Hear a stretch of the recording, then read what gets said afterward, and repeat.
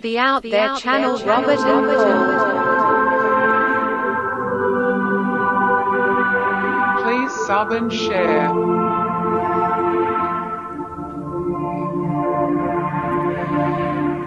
Searching for the truth. UFOs, aliens, greys and ufology.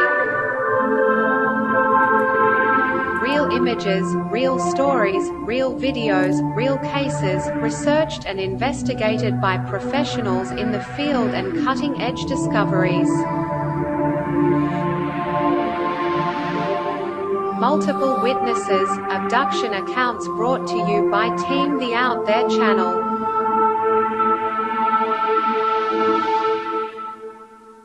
Good to be back. 5, 4, 3, 2, 1. Action.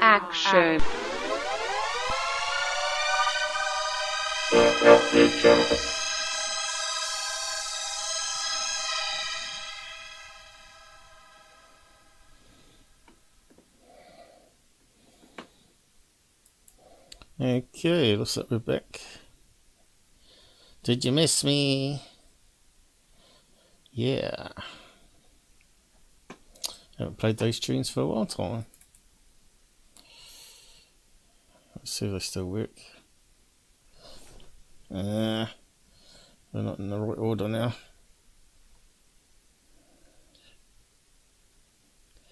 You ain't seen nothing good to be back.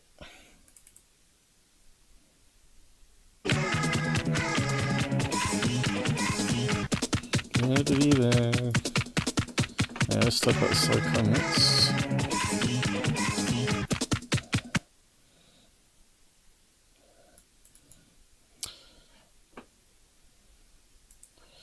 Good to be back. See how many people show up.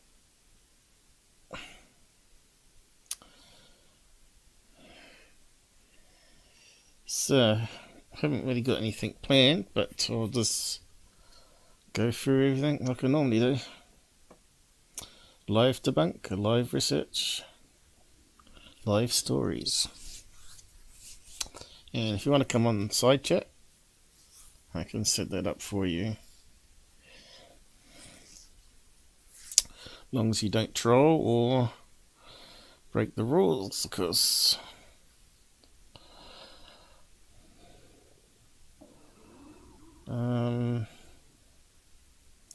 yeah, I was going to do a side chat. You ain't seen nothing yet.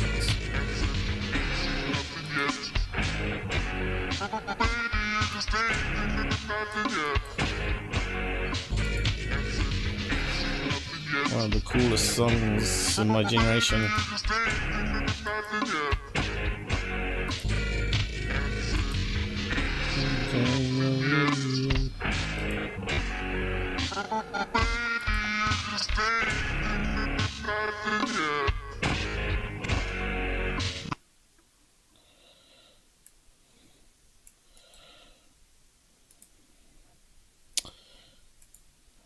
Okay, almost set.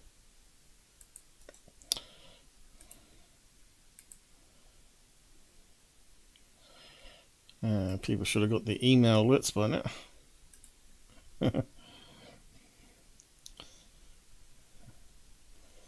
Ready to join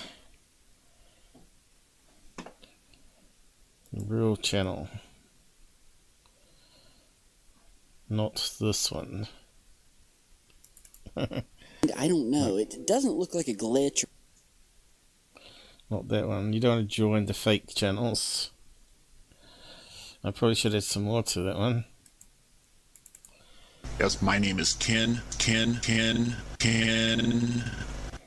I should have voice clips of all the fraud channels and just play them one after another.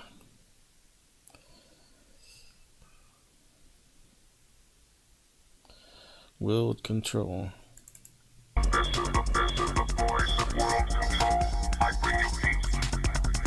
That was a cool movie. What was it called now? 1950s maybe? Computerized voices. All the 60s.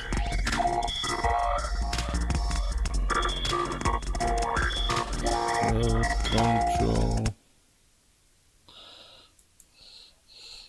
So World Control was a new computer system, mainframe system they set up. That's meant to be running artificial intelligence, and they put it in control of the nuclear weapons. And it decides that humans are a problem to Earth. It's a good movie. What's it called now? I've covered it before, though.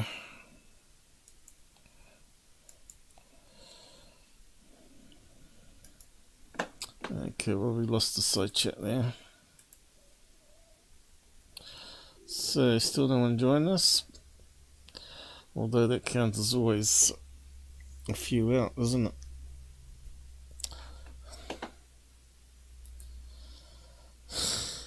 So, I started a wee bit later, but a bit earlier than normal. 2 hours normal. So, I don't know who will show up. Most people show up about now anyway, so I thought I'd do it 12. 12 my time.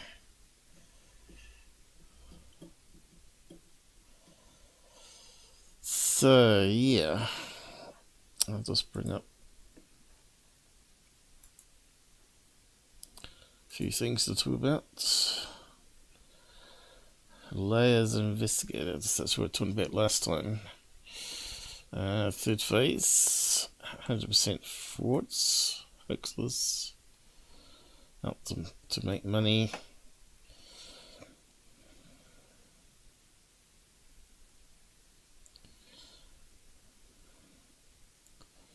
Okay.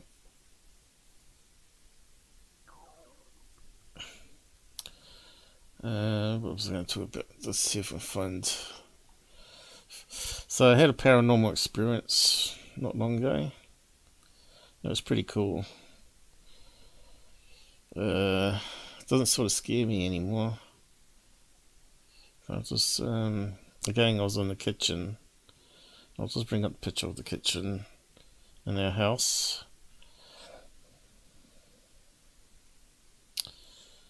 From the last Toolwhite's visit. It shouldn't auto start, but I think it does. Location where Hall said. So there's our kitchen, and there's the door.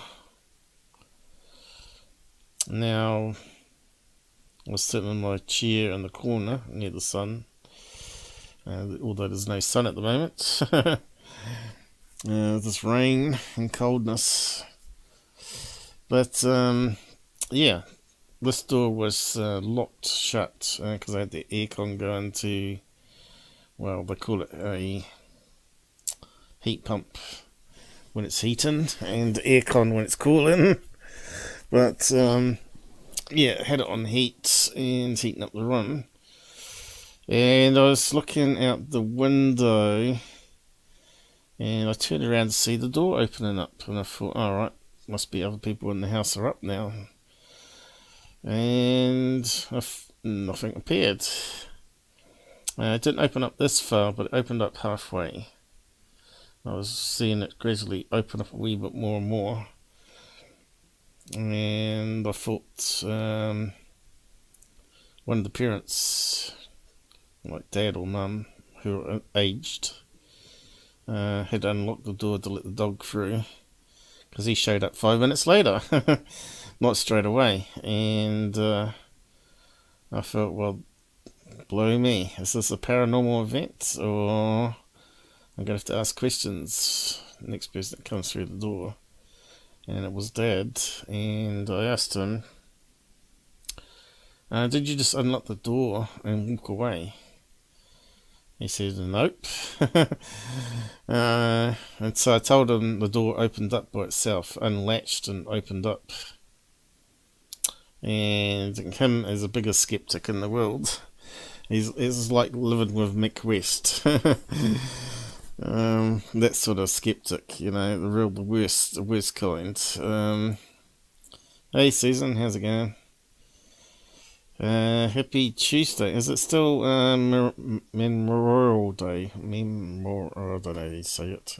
Memorial Day. That's not how you say it, is it? Whatever it means. In America. I suppose they're still full up in Turkey again, are they? And it's all sort of all sleeping it off. Well, we are alone. Yeah, I'm afraid so, by the looks of it. Well, are we alone? This is what I'm talking about now, paranormal in the house. You had any paranormal experiences? Actually, I think I clicked on a link of yours and took me to Instagram or something. You're like the mad cat lady, is that the one? You got about 20 cats in the house? Is that you?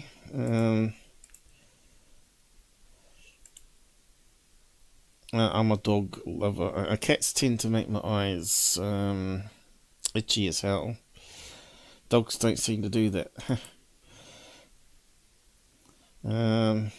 Holidays, yeah, I got what you meant. Yeah, war crimes. Gotta celebrate winning. I actually did a 4th of July piss take of why the Brits left, because they run out of tea. You know how Brits love their tea, and they like their cigarettes, and they run out of supplies, so they decide to go back home. I don't know if you ever watched it. It's crazy little comedy I did. I had all the drug heads on there in the US side, UFO Proof as the leader, and I had them as different characters. People never got my sense of humour, but if you know me and know the people that I talk about, it would have made perfect sense. And I had Cuvid on there as the leader of the British Party. Because those two were fighting over 4th of July, saying how weak the British were, and that's why they lost. Cuvid wasn't having anything to do with it, and he was saying it's only because they poked their eyes with cucumber sandwiches. So I thought I'd do a comedy on this, and yeah, it's kind of funny. Oh, you only got 2 cats. I thought there was lots of cats you had. I found one cat was not enough, always complaining about something they were. We used to have cats. You couldn't kill him though. He got hit by a car and almost got skinned alive. And here he is sleeping behind the couch in the sun with this big flap of skin dangling. So we had to take him to the vets and have him shaved and stitched up with about 40 stitches. How he survived the car thing, I don't know. The vet reckons because he was a fat cat, and I said, yeah, he's always begging for food from Mum, and she always gives in. Yeah. Thanks. Beautiful. It's a crap. Love you, get me. Feed strays though. Alright, you're same as my other ex-co-host, John. He's at a caravan park at the moment, and they got about 20 cats at Rome. They said they don't have any problems with mice.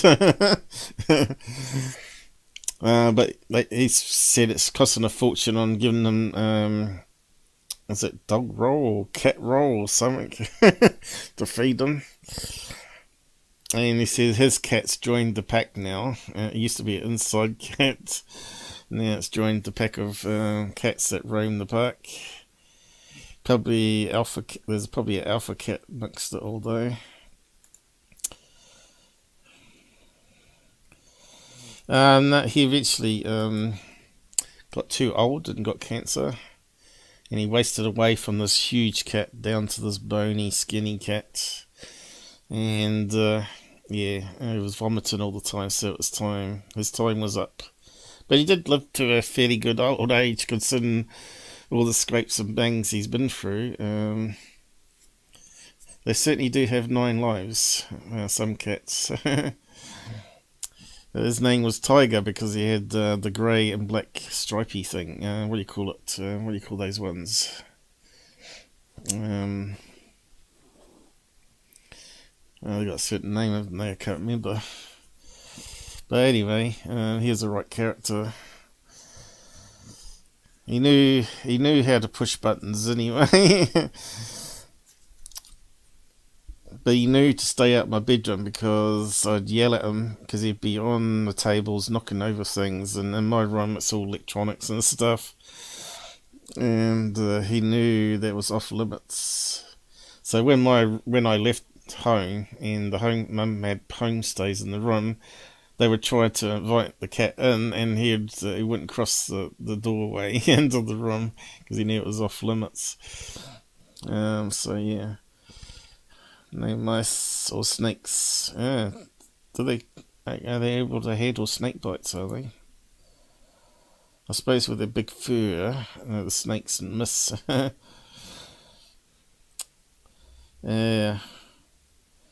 Yeah, when they're having sex outside. Do you know that the male cat has spikes on its penis? So when it inserts into the lady, the cat, she can't disconnect. Look it up on Google, and they got some pictures of it too if you've not seen it. You love them, huh? Yeah, well, I find dogs are more believable in friendship, and they'll go anywhere with you and put their lives in front of yours. Cats will always be behind you and saying you go first. So yeah, look it up. I'd bring it up on the screen, but it's not part of my channel. It's amazing what you find out over the years. If it wasn't for the internet, you never find out most of the stuff. But anyway, let's go back to my paranormal story. Which some of it could be related to ghost cats. Let's say that animals have spirits as well. I've had lots of strange stuff happen over the years. Like I'd take out, I swear my dog, he either got dementia or he's woofing at stuff outside. Because when we go for a walk, he always charges out there, and sometimes he sees something which I don't, and he starts woofing. So, but I know one night we were walking back, and the outside light turned on, and I saw this like a person outside walking towards the front door, and I thought, oh well, someone's put something in the rubbish because it's out the front door, you see. So we wheel it out to the street each week. So I get in the door, take off the coat and stuff, shoes, and get comfy again, and I say, oh, who was at the front door? No one. I said, oh, maybe we got a prowler then, so better go and check. So I went back outside and had a look around, couldn't see anything. It was dead quiet. So yeah, that was a strange thing. So that's before we got security camera put on the front door. Since then, I've not seen anything like that. So as soon as you put up cameras that look their way, it sort of scares them off. So it makes me wonder if I put a camera somewhere in the kitchen that's always aimed at this door here, the same thing will happen. It will simply go away or appear in different locations. It's almost like they know that whether they're going to be captured on film or not. Yeah, dogs too, cool. Yeah, dogs are good. And especially if you live alone, they're good company, and if you go force you to walk regardless, even like it's a blizzard outside, you still got to go and walk them. They won't. They like their routines. They like to go sniff around, make sure there's no imposters hanging around their fence line. So yeah, they're funny characters. Dogs are like half human brain almost. It's like they switch between the animal brain and the human brain. They can certainly understand English anyway. Especially border collie cross with a kelpie. You know, they're cattle dogs. They're pretty smart dogs. He just loves to go anywhere in a car with anybody. So anyone can steal him. But in this country, here again, I've switched topics again.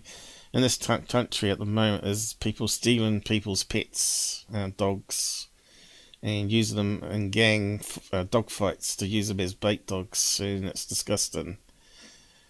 And they smash their teeth and all that, so they can't defend themselves. It's terrible stuff.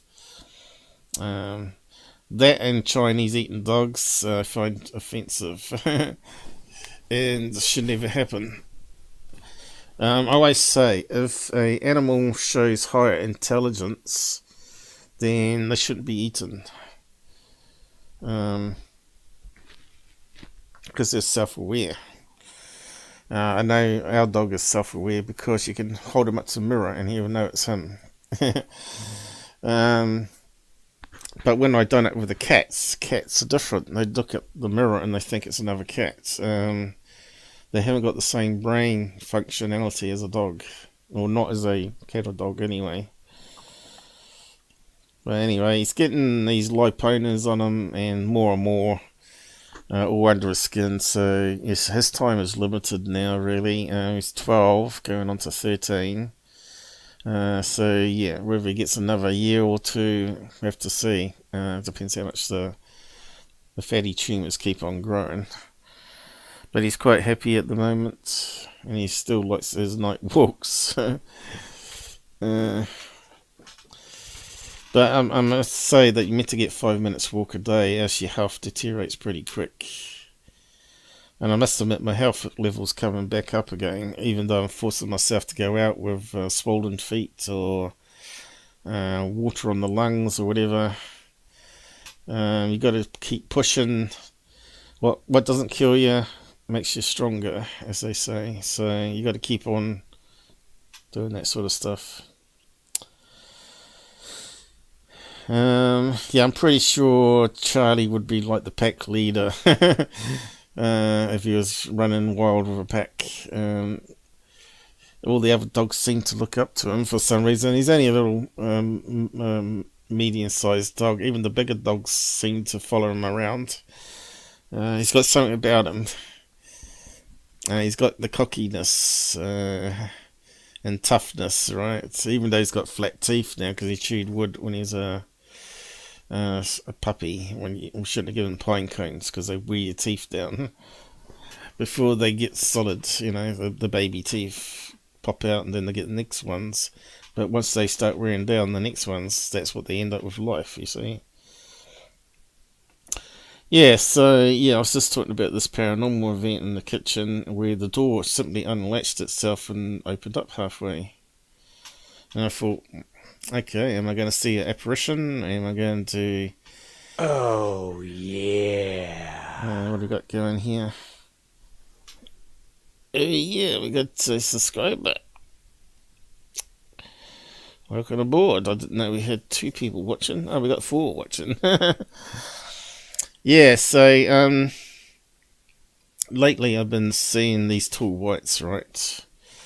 But nothing today. So I don't know if it's the guy that committed suicide in our last house that we grew up in, that we rented the top of the house off, that seems to come and visit from time to time. But the interesting thing is, most of my paranormal always happens between a certain time, which seems to be a pattern. It seems to be between 9 and 11 a.m. generally, so it's always this side of lunchtime that things happen. And night time, probably about 4 in the morning to 5 in the morning. It's, when other stuff seems to happen. But yeah, nothing too scary lately. Not like something jumping on your bed, but the jumping on the bed is very common to alien abductions. They reckon that's aliens. But to me, it felt like a demon that had hoofs, right? Because I could feel it stand on my back one night. And it wasn't a normal foot. Although it could be impression of a cat. I suppose it could be a ghost cat. But it felt too heavy and large to be a ghost cat. Then I thought, could it be a ghost dog? Because we had a few dogs over the years. And... but I could only feel 2 legs. So it ruled out dogs and cats, you see. So what else can it be in a locked room, something standing on your back, on your bed? Aliens or demons or ghosts. But if it was a kid, it would have to be a pretty small kid. So it made no sense to me. And of course it happened about 3 times. And randomly over many years, of course. I can't predict when paranormal's going to happen. And it seems to be me in the house that only seems to happen to. And I said, well, maybe you guys are not really paying attention. You know, like Dad's saying, well, the door opened up, it wasn't latched properly, and the gust of wind opened it. And that's typical of skeptics. Definitely it was locked properly because I pushed on it and it went click. So I knew it was locked properly, and then I closed it again and rattled the door. There's no way that was going to open up with a gust of wind. So definitely was paranormal this morning. So I thought I'd just tell you that. Because I document it as I go, you know. You should document everything that's sort of paranormal that happens. So I just wonder if anyone else has seen doors open up in front of them. And they're sort of just written off as gust of wind. Shadow. What have we got? We got lots of comments happening. I swear I felt bed going down like she was visiting. Well, it's possible. This is why I'm in this field, to try and seek answers. But it's very hard to document. Have you managed to capture the footprints on the bed or anything like that? Because then you can say, well, there you go, people. I'm not lying. But it's very hard. No, I don't keep a journal. I just use my online live show. So I normally will talk about it within the week, so I don't forget details. And then I just put it into a playlist called Paul's Own Experiences. So if you've not heard all my paranormal stories before, go and have a listen. There's one I did with Earl Grey, which is really good, called Spooky Earl, where he talks about his paranormal experiences. But I'm pretty sure he knows that paranormal and alien visits seem to be linked somehow. So, yeah. Are they watching us all the time? Cloaked? So, the tall whites, how they showed up. You know, I'd be staring at the door and then they'd suddenly be there, right? In the later visits. The second one was really strange. It was like seeing one of these noddy things you have in the car, right? But this thing was, this tall white was stuck in its head under the door frame, because the door frame's 6 feet, so he was taller than that. No, what? Not actually 6.5 feet, is it? I have to measure it one day and find out. But yeah, he was ducking his head down and sort of smiling, and he was doing the thumbs up, like one of those things you have in the car which goes up and down with the bumps. And I thought, that's really weird. What's he trying to say to me? And then suddenly people were coming down the hallway and just vanished, boom, in the blink of an eye. So I thought, well, I'll ask them if they heard or saw anything in the doorway. Sure enough, they didn't hear or see anything. And then this one recently, where this beautiful blonde girl, I must be in the middle 20s, come walking into the room, well, I should say gliding into the room, and I was just staring at her, and she looked at me and then looked out the window where the dog was laying, woofing to come in. And then Dad come down the hallway and walked into the other lounge to open up some curtains. Then he walked back into the main living room and walked straight through her. And then she turned and glided back out. But the thing I noticed at that stage is that it was only the top half of her body was visible. So I thought, wow, that's amazing. I said, you just walked through an apparition. He says, go on with you.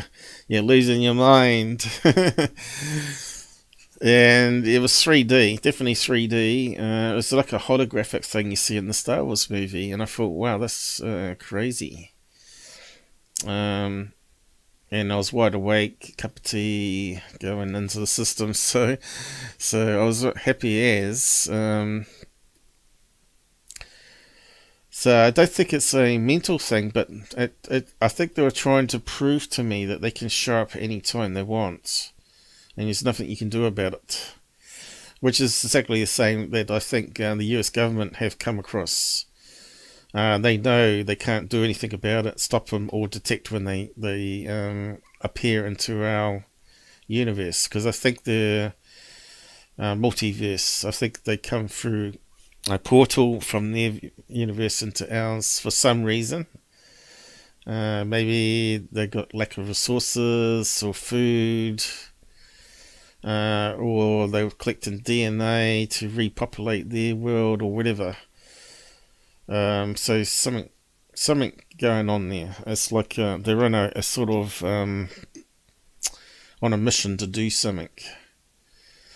Maybe they're trying to preserve some of the human race because something disastrous is going to happen in the next 30 years. So who knows? With the virus thing that's just shook up the world recently, it's really possible, you see. They may know that there was going to be an outbreak, and it's only the start of it. There might be something worse coming, right? So who knows? Maybe some of us have been selected to live on. Especially if you believe in spirits and consciousness and transferring the consciousness to a new body. That I could do with, because my body's broken.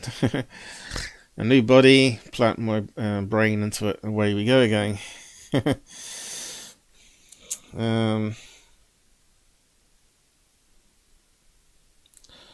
I don't think we're a simulator.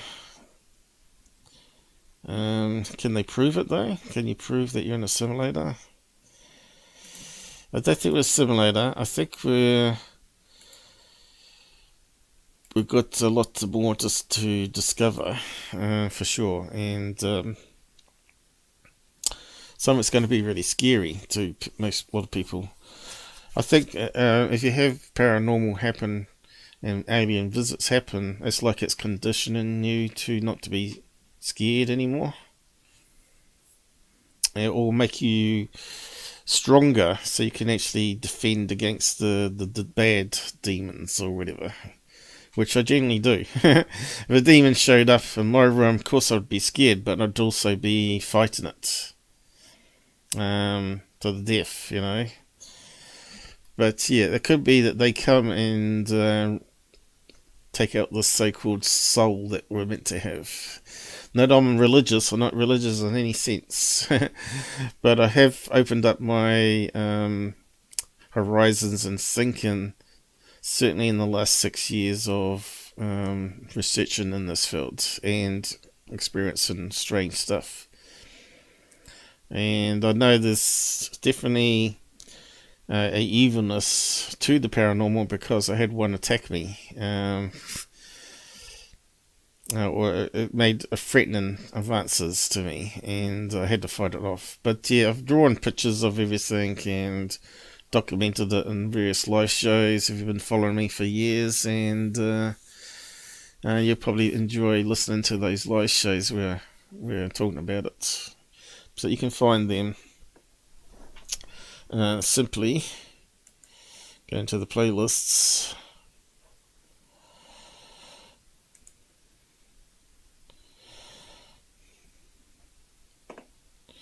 Now, my first memory of strangeness, shadows moving, I'd say would be when I was a small kid in Germany on the high rise, not far from where the German friends saw a classic flying saucer lift off from the pine forest. So it's all in that proximity. So I just wonder if those aliens were actually also abducting people in the high rise, and maybe I was one of them, an early contact, and I don't remember. But I remember there was something in the bedroom that scared me, and I kept calling the parents who were playing cards at least 5 times. Eventually I fell asleep though. But who knows what happened after that, once you're so tired and knocked out. How old would I have been? Not very old at all, but it's something I never forgot. It's funny you should remember the certain things, the scary things that happened to you as a kid. Maybe some great celebration things that happened, the really fun things that happened, and also stuff where you enjoyed like a feast. So those things sort of imprint on your mind. Let's see, I would have been about maybe 4.5 years old, and I wouldn't have thought I remembered that going back that young. It's kind of interesting, really. So yeah, I didn't think about it at the time as being anything apart from me being scared of shadows. But I think maybe since all this other stuff that's happening now in my life, that it's all connected. Anyway. Hey David, how's it going? You just randomly found the channel. That's about all a lot of people say. You can't find it in searches because I'm suppressed. Because I call out 4 channels. Thank you for joining. Is that the one that's just joined recently? Subscriber right now, but I do third phase of the moon is pretty fake and hoaxy. Yep, they certainly are.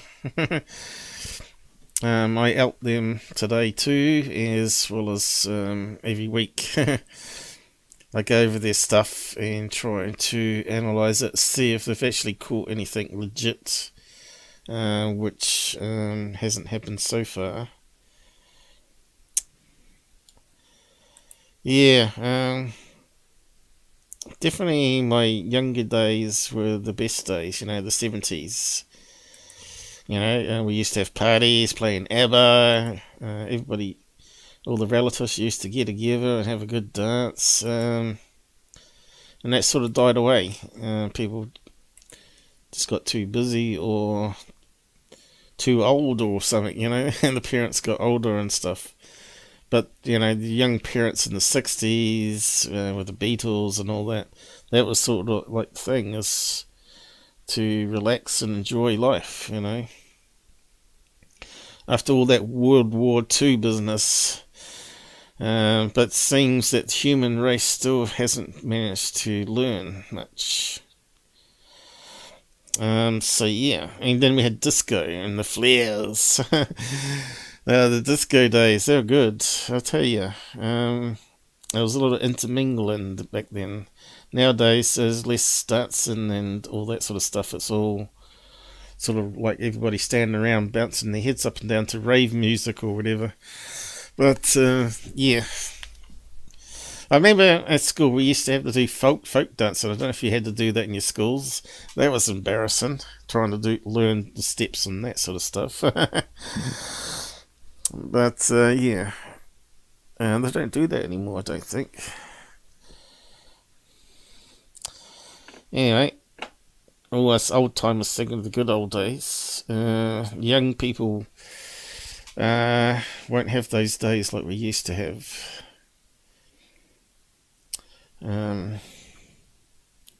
It's the world's changed. I think it's become a lot more sensitive. Back in those old days, we'd call each other names and stuff and laugh it off, But nowadays it's like hate speech and censorship, and it's just gone too extreme. The only way to solve the world problems is intermingle. In other words, there's a problem we have in New Zealand, I think. We have a lot of Chinese come over here, but they don't intermingle, and that sort of makes them like their own sort of subset. It excludes them, and they need to learn to intermingle and learn English. It's generally like the second or third generation that learn the English, and those ones tend to incremental in schools. Well, I better move on anyway. I think that might be stuff that I'm sort of become more aware of as life progresses and have these paranormal events. There may be stuff given to me that I'm not aware of in dreams. Maybe I'm the sort of character that sort of has this way of thinking that we got to learn to live together because we are pretty much one big organism, so to speak. We're all one. It's a bit hard to explain, but I think this is part of the paranormal side of things, and at least if you don't experience it, you'll never grow, because then it changes your whole mindset. Once you had, if you like Mick West, that lives in this sort of like a echo chamber, and you can't step outside that, you'll never experience anything greater to understand what life and the universe is about. Because it's more than just atoms. Anyway. So I've talked about this with my universal theory and other topics into science.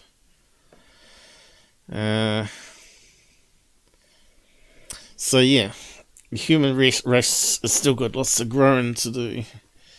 And there's a lot of hatred. And it's all... most of it's over material wealth and land grab and all that sort of stuff, and makes you wonder if it ever change. It comes down to resources, and when the world starts starving, what are you going to do? You're going to all have to work together, or exclude that country and let it starve to death. Because if climate change is going to impact, it might be that America can't grow food, and they'll have to rely on the rest of the world. So yeah, I think maybe there's some big change that's coming, and the aliens are preparing us for it, or maybe saving us, saving some of our stuff. Who knows? The sun might start expanding, and doing flames over our planet, where the ionosphere doesn't protect us anymore, and starts cooking it.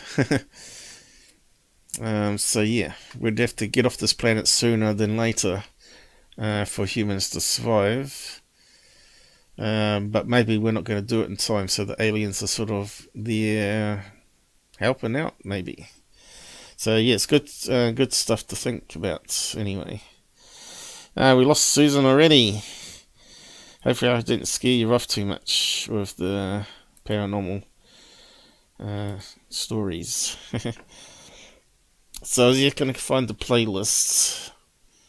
So you go playlist, click on created, and you should be able to find one that says Paul's own experiences somewhere here. I've also got one for my music. It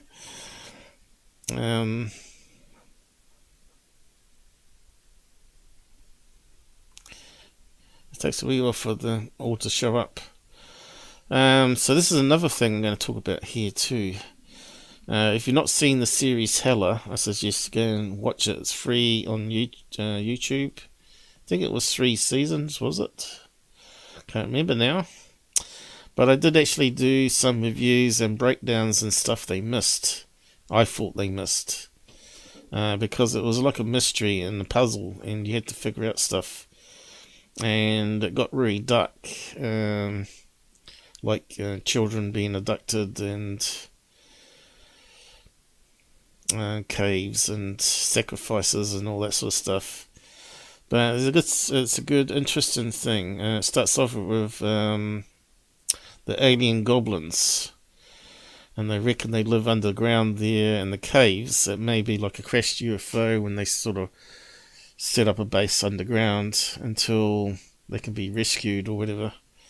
But it's in Kentucky area, where the goblins were first seen in what's that place? Hopkinsville. What is it called? Something like that. It's got another name. So I tell you, it's bad getting old. Short-term memory goes. But anyway, plenty of playlists here on various topics and 4 channels. But you can find here Paul's own experiences, and the first one is talking to Earl about spookiness, spooky things that happens. And I got some pictures there of the old house, and me and whatnot. And that was some of the story was before the live shows. Before I learned how to do live shows, and it's like record it from audio on phone and then add it to video sort of thing. And experiences, Skinner's experiences. I didn't really talk about it much until I got my own channel, and then I didn't talk about it straight away. Because you don't want to make people think you're crazy, because that's what they think. So on to the next topic was Dogman. It's a good movie out here which I'll post a link to. We guys a bit like Expedition X when Expedition Bigfoot, but they've called it Expedition Dogman. I suppose that sort of means that people might find it in searches. It comes across a bit like Hella, if you've seen Hella, where they get together, decide to go explore in the woods and film it. I wasn't sure whether it was a mocko or not, or whether it could be taken seriously, but I suppose you could take it seriously. And the guys were crying on it because it scared them so much. It's got fairly good ratings, I think. And that's how things should be done. Everything should be free to watch online if you want people to take it seriously, and then people might fund the next one. So if you want to get more gear or stuff, fund the next 5 series. And you could crowdfund it then from your YouTube channel or whatever. Instead of just making it to a movie that you sell to profit from. Okay. So I'll just play, I'm not sure, I should be able to get away with it. Alright, so I'll just play a few little bits we of are it. at the location and we are getting ready. Ward's back there getting his... Okay, so enough of that one. So there's a lot of talking on it, but also them travelling, going into the woods, finding things. Up here that laid Not always the best audio, so it makes it more Blair Witchy, I guess. And they do encounter stuff, which is interesting. And looks like there might be a second part to it. So I don't want to spoil it too much, but there you go. The ending suggests that it's going to be part 2 though. And it's a bit like Hellas, I guess. Helliers.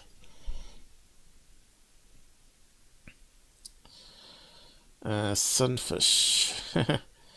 Alright, cool. Yes, I do enjoy a bit of fish. Omega-3s. Especially if you get that nice flour beer batter, if you deep fry it. And if you get some frozen chips that are made from proper potatoes. Yeah, if you get potatoes sometimes they got too much starch in it. They never come out right. They always go dark brown, black, and soggy and horrible. I'm not sure how you get around that. Maybe you soak them overnight in a bowl of salt, maybe. But, you know, there's always certain potatoes that always make perfect chips where it's crispy on the outside. Chips are what we call French fries over here. And we have chips, and when we call chips as well, we can also talk about bag of chips, you know, the pre-made ones that are salted in a bag, but everyone else calls them crisps. So it gets a wee bit confusing, you know, with the different countries, what they're called, but if you know how it's called in all the different countries, you're pretty much right on. Stuffed flounder. Yeah, flounder. I love flounder. Love fish and chips. Yeah. Yeah, you get sound like a pom. A pom, you know, UK. We call them poms over here. Not to be anything woke or nasty or anything, but that's just how it sort of ended up being a joke. Australians used to... it comes from Australia, the terminology anyway. We used to call it prisoners of Mother England, right? Pom.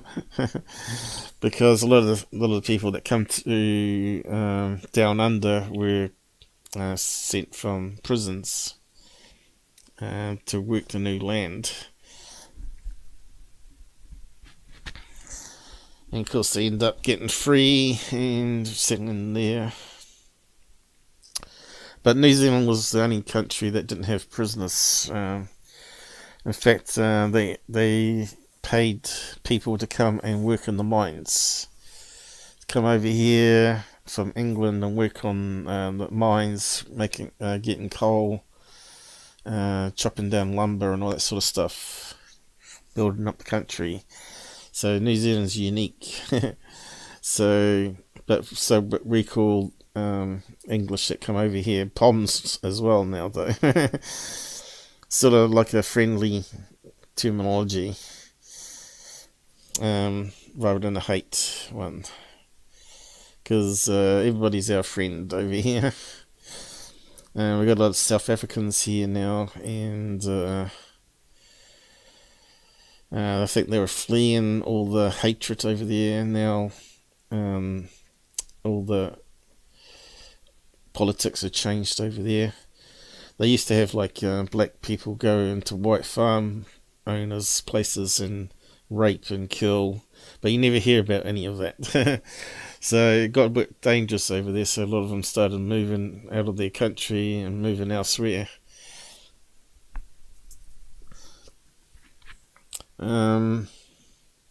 But this is the problem in this world. It's always going to have these type of men that do that kind of shit. And I'm not sure, maybe there's no way about it but to have aliens come here and be selective who they pick and transport their DNA or whatever off to another world and see if they can breed that nonsense out of humans. So, yes. So, yeah, the dogman thing. But there's one part where the guy breaks down. And they're climbing up this steep side of the mountain. And they see these trees swinging back and forth. Just 3 of them. One saw was looking at the tops of the trees going back and forth crazy, and the other one was looking more towards the ground to see if he could see anything, and the stumps were even bending, which would be like a great force to do that. So none of the other forests were moving, and apparently there's meant to be video, someone caught a video of the same thing happening on their experience of walking in a forest, and the only theory was like a great big Bigfoot that was jumping between the 3 trees, rocking them back and forth, because they're quite big, aren't they, and heavy. So it makes you wonder, on these Bigfoot ones, I think they need to be looking up more. So when Bigfoot disappears, right, it always makes me wonder that it's there, but it's gone up the tree and it's turned on its cloaking. I reckon they got technology or whatever, they figured out something, or got something from aliens and they can cloak themselves. And they just sit in the tree and the thermal signature vanishes with the cloaking. And so it makes you wonder if they ever find a Bigfoot, because I think if they got that sort of technology, you're stuffed. But yeah, the dogman, trees moving. Let's see if there's anything out there.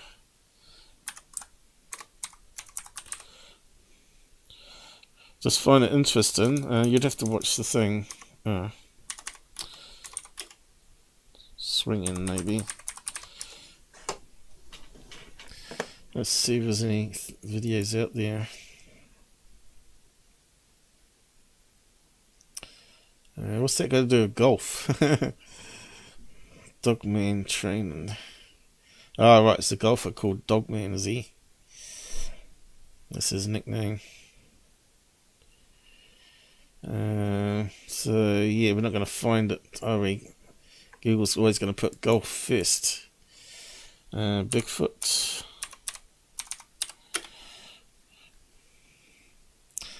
I didn't used to be much of a Bigfoot fan until I saw a movie with my dad where it was saying it was a biohistory story of where they went and lived, they were attacked by rocks on their cabin, and then these scientists go into the same location, a bit like Expedition Bigfoot, and set up sensors, trip lasers would trip as the Bigfoots were walking towards the cabin or whatever the location they were at. And I can't remember what it was called, but it was a brilliant movie. Scared the crap out of me as a teenager. It was so realistic. But it's one of the best movies on Bigfoot I saw. So I sort of got interest from 15 onwards, probably. Spotted in Yellowstone. The Legend. Makes you wonder if that was part of the movie. It would be something like that. Bigfoot the Legend or something. I can't remember what the movie was called. course, my dad thought it was just funny, entertaining. Bigfoot and being a skeptic.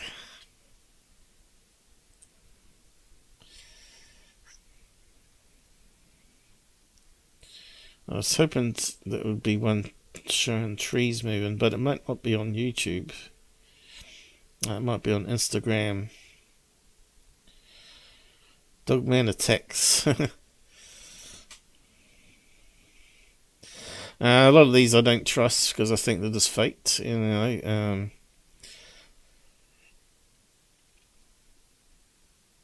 But I think it was just a normal video from a normal person, and they don't really cover Bigfoot much. I thought that would be less likely to be faked. But yeah.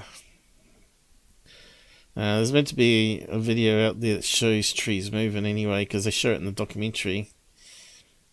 If you watch it later.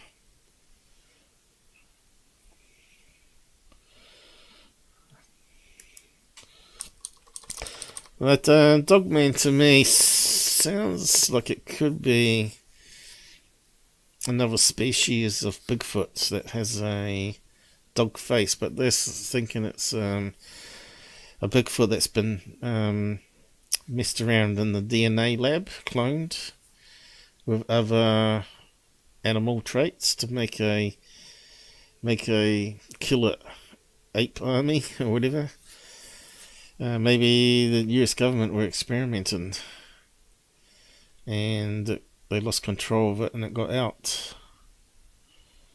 So yeah, I don't know. It's a good story. It would make a good movie. Kidnapped by Bigfoot. But if anyone comes across the tree rocking thing, let me know and we'll put it up. Tree swinging. You never know what trees moving.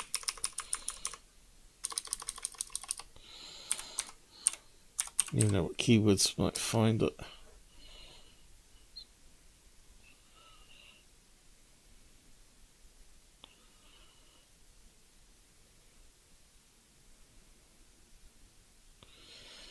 So it looks like someone's got a series going here, Dogman Encounters.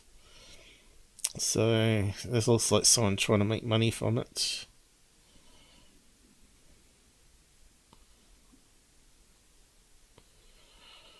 No. Looks like it's not going to be easy to find.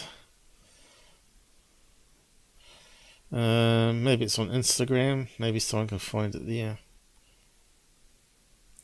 But it doesn't mean it wasn't faked, of course. You could have someone that's got ropes tied around the trunks where you can't film it, and just get 2 cars to pull trees back and forth. But I wanted to see if I could have a look at it at least.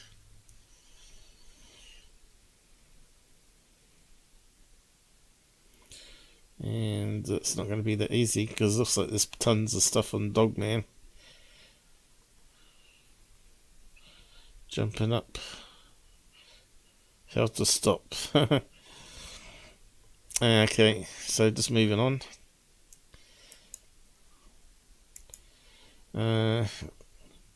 UFO Stalker still down. I'd like to have a look at some of their videos some stage, but until they fix it, what can you do?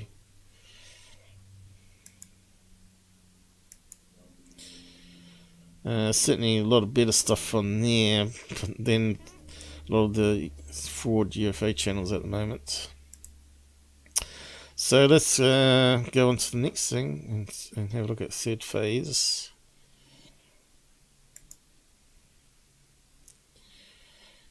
And I think they put up some new stuff.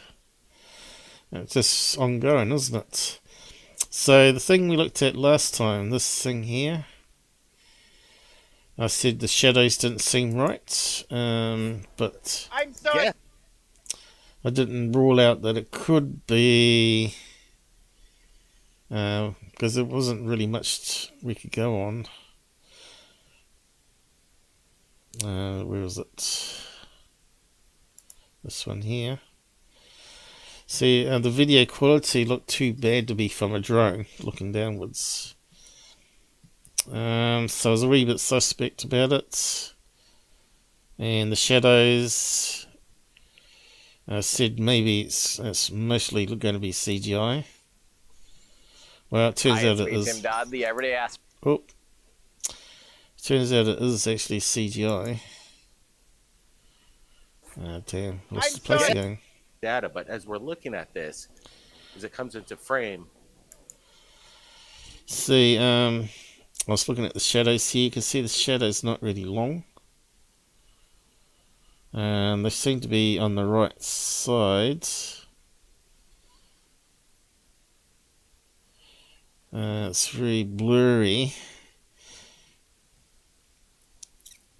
for drone footage. But we did actually do a search, and then there are experimental lifter craft being developed with this sort of idea. So someone's gone and made a fake CGI video about it. And they cropped it here. Daylight, the drones up there were...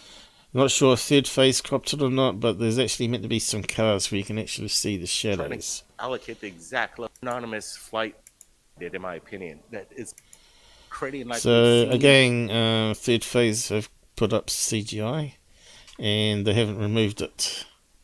Remember they said they remove CGI once they find out? Well, this is an example that they haven't removed it. So the lion, but you can see here the shadows seem to be now on the wrong side, actually. Looks like the sun's hitting this way, and there's a shadow there. So yeah, it's definitely CGI. I sort of waited for more information to come through, which it has, and what they did is they did a damage control video here, I think. This one here.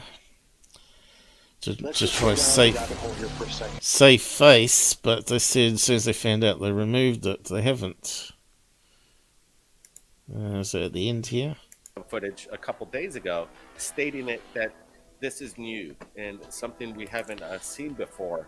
And we did cover it up on third. We did cover it on Third Phase. Cover it up. Bring in what I'm referring to here. Look at him. He's sort of got that smirk to him all the time.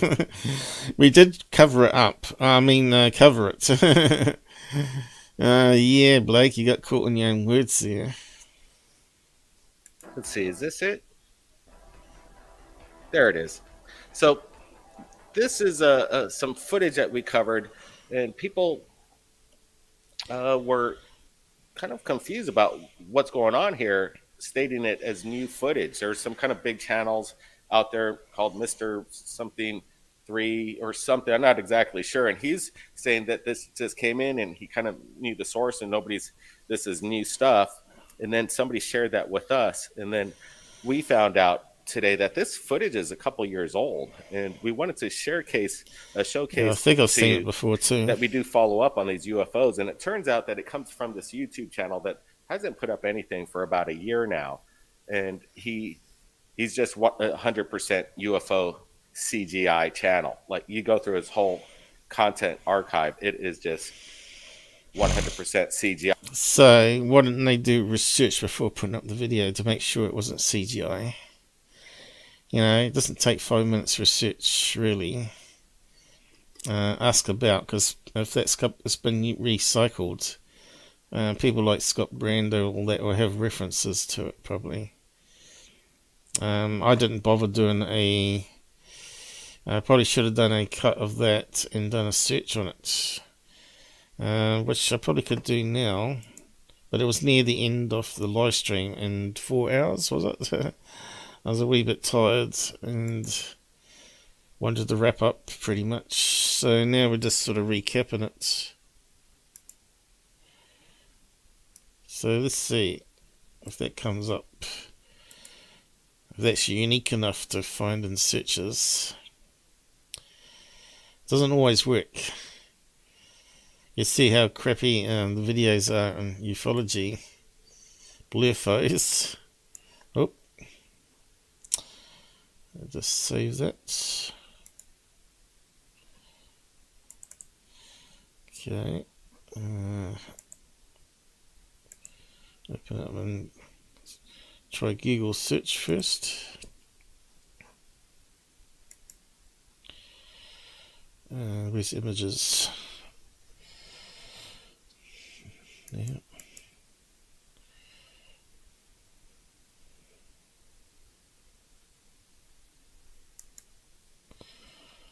Browse.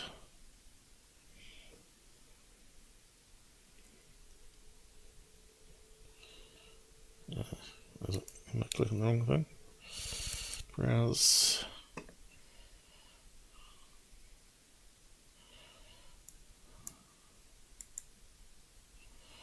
There it is. See what comes up.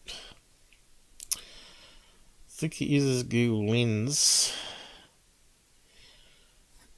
I'm not sure. No, he's using the old one first.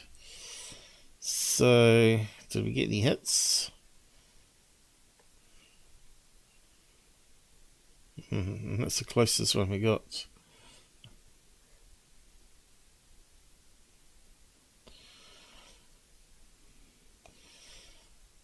UFO sightings.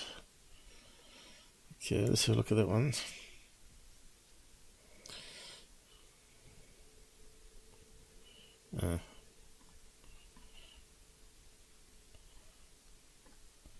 Looks like a fraud channel promoting stuff that's been debunked.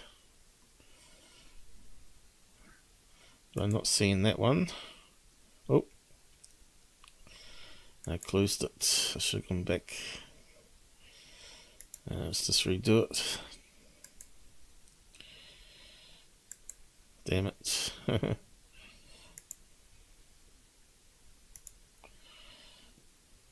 But I don't think it found anything.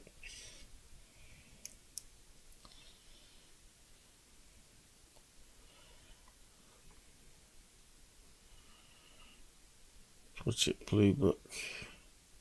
That's it. No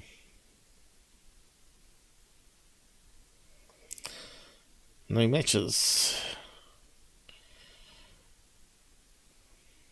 Okay. Search. Does that do lens? It only gives you an option for lens. It's not doing it now.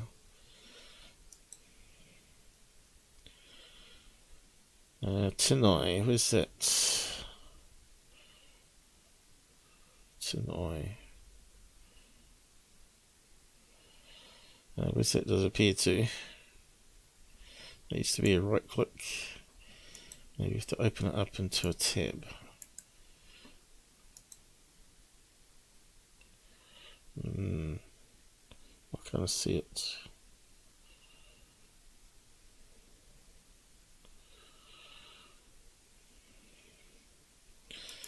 Where's Tinoi? It's not working now. Let's have a look.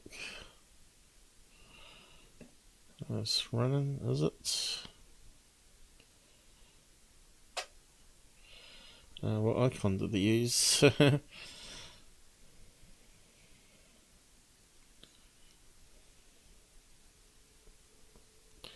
one there. Well, it should be running.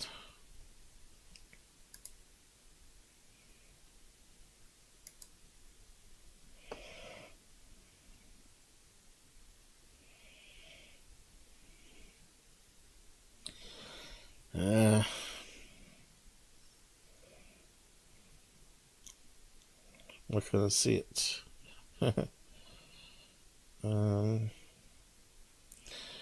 Normally click on the icon. Tonight seems to be dimmed. Has it been banned now? The bastards. I banned it. That's no good.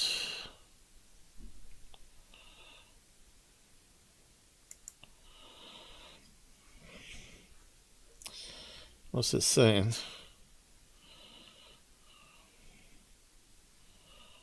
Looks like it did an update. Alright, put it in the chair.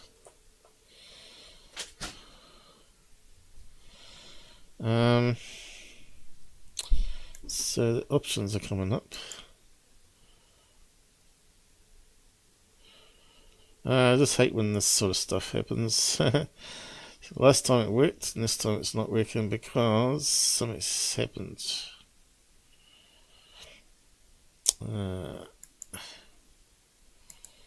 Is it in the toolbar at all? Is that it? It's dimmed, isn't it?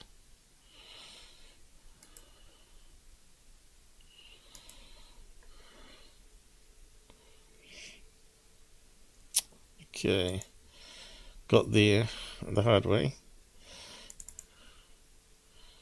Should be in right click.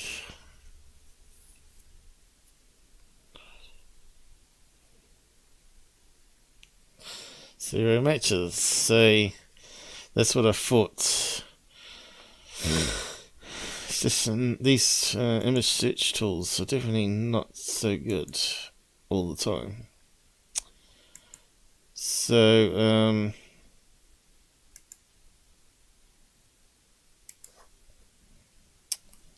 Mr. MBB33 is one put it up from another UFO channel. And I'm not sure what you'd call that thing. 6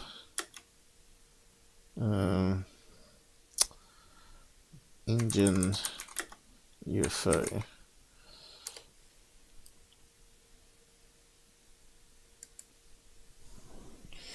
So where is it? Does it come up any images here?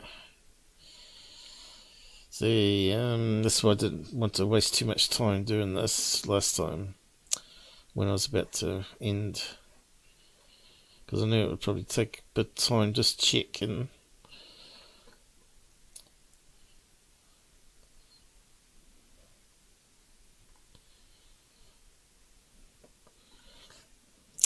So, vertical takeoff. What do they call it? Vertical TL.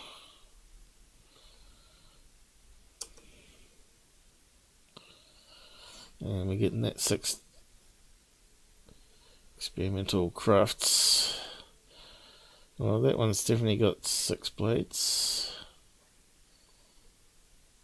Some actually real, some a concept. But this one with the video, nowhere to be seen.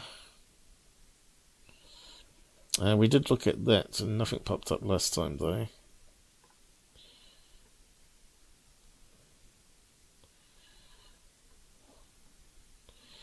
Let's try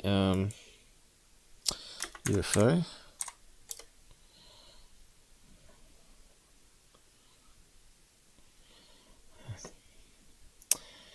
Either way back machine, can't find some stuff. Yeah, I found that pretty useless actually. There's another one called archive.io where you can take snapshots of websites and it's there for anyone to use, I guess.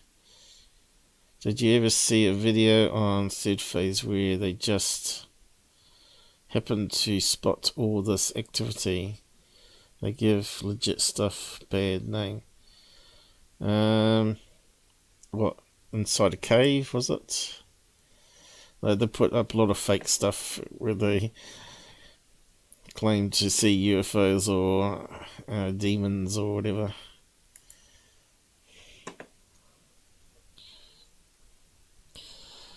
But again, it's just like my stories. You either believe me or you don't, because I ain't got no evidence.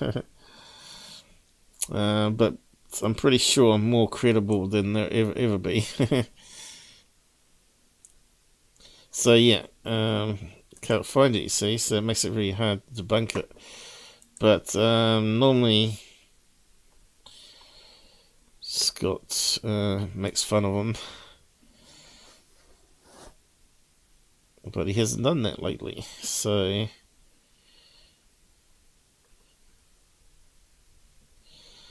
UFO grifters, Jamie Misson, third phase of the moon. See what I mean? So it's probably something I haven't even looked at yet. So we know he's got something there that we're going to look at, so we'll come back to it. Yep, we're going to look at all that. So he's already been debunking it for you. So we'll come back to that. So this was a new video they put up. So let's go through it. So we know that last one's a CGI. And the video that they've got up talking about it should be removed, and it hasn't been. So that, unless they're listening to the show and remove it after I've said it now, just proves to the point that they haven't changed, because they still want to get clicks on that one. Okay, so we got this one with the International Space Station, which obviously Scott's already debunked. To actually get the date and time. So let's look at this real quick. And let me bring this up into the scene here. Guys, I want to get your thoughts right here on what we're looking at. Watch. Let's see. There it is. Let's start it from the beginning. Okay, so do you see the problem of doing it live this way? What's that there? That is Brent with a camera on a tripod. Already stalling what I call stalling the main image of the International Space Station. And Goofon actually thought the reflection was off this. So obviously he's not so good with the camera. So you can see someone's holding the camera up here. Was it? Looks like a camera, not a phone.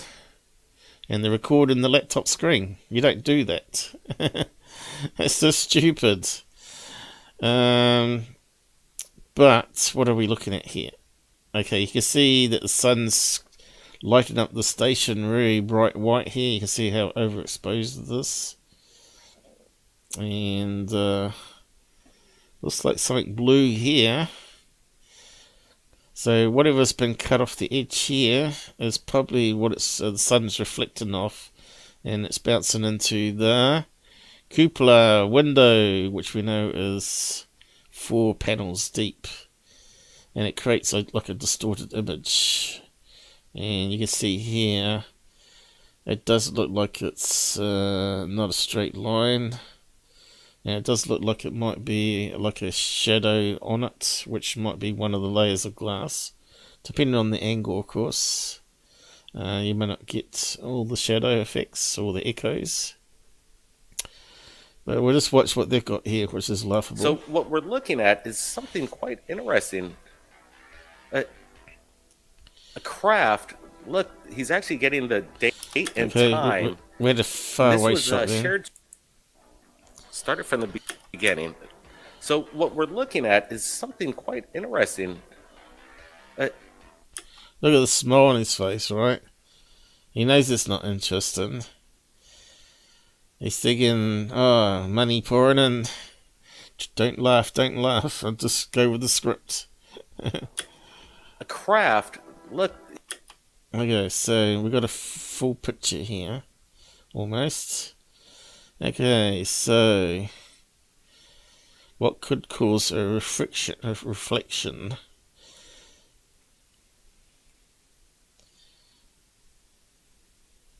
And normally it's a robot arm. But you can see here they've got a lot of poles sticking out sideways where the sun could reflect. And these ones here on the angle, sun could reflect into the window, right? You can see there's all sorts of things. that it could be reflecting off. So where do they zoom in?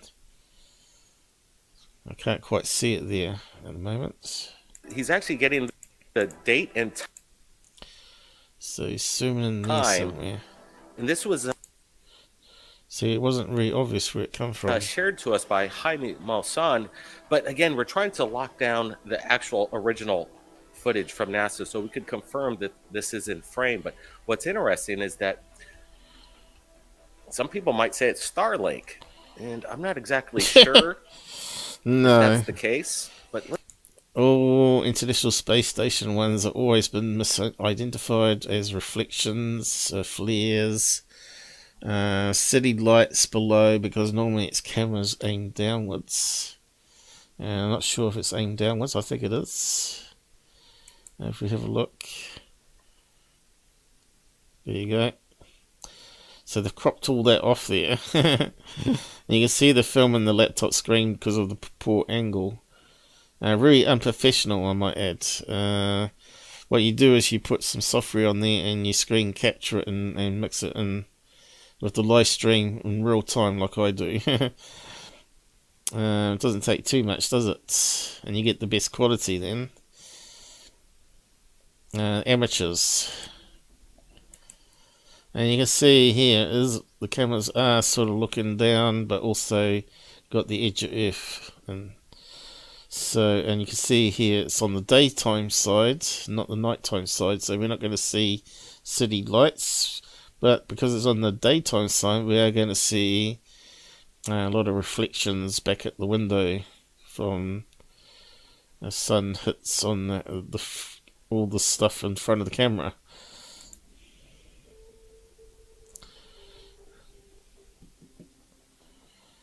Just common sense stuff, really, isn't it?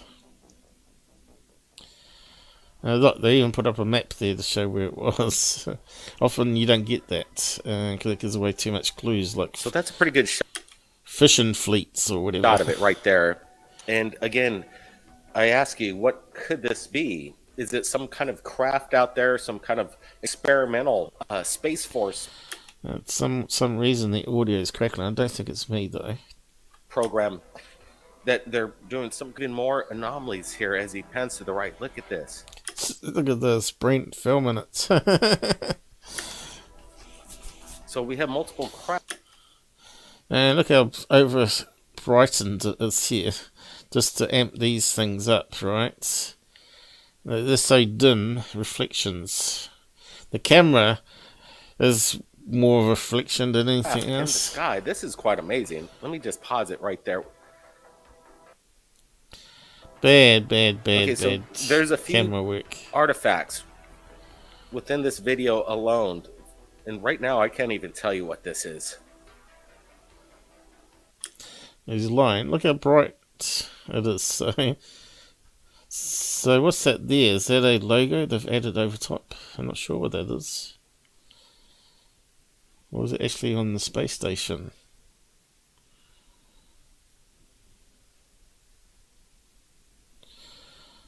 That's probably a logo added over top, isn't it? Which is probably where the reflection's coming from. We just stick a logo on it. And then in this, I don't know. It just seemed to move away.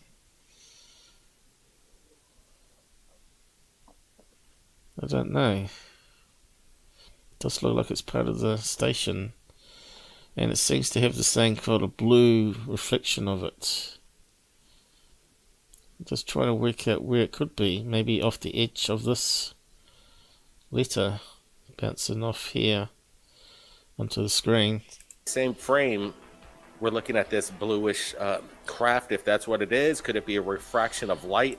Definitely something blue here though, isn't it? Oh, there's a robot arm.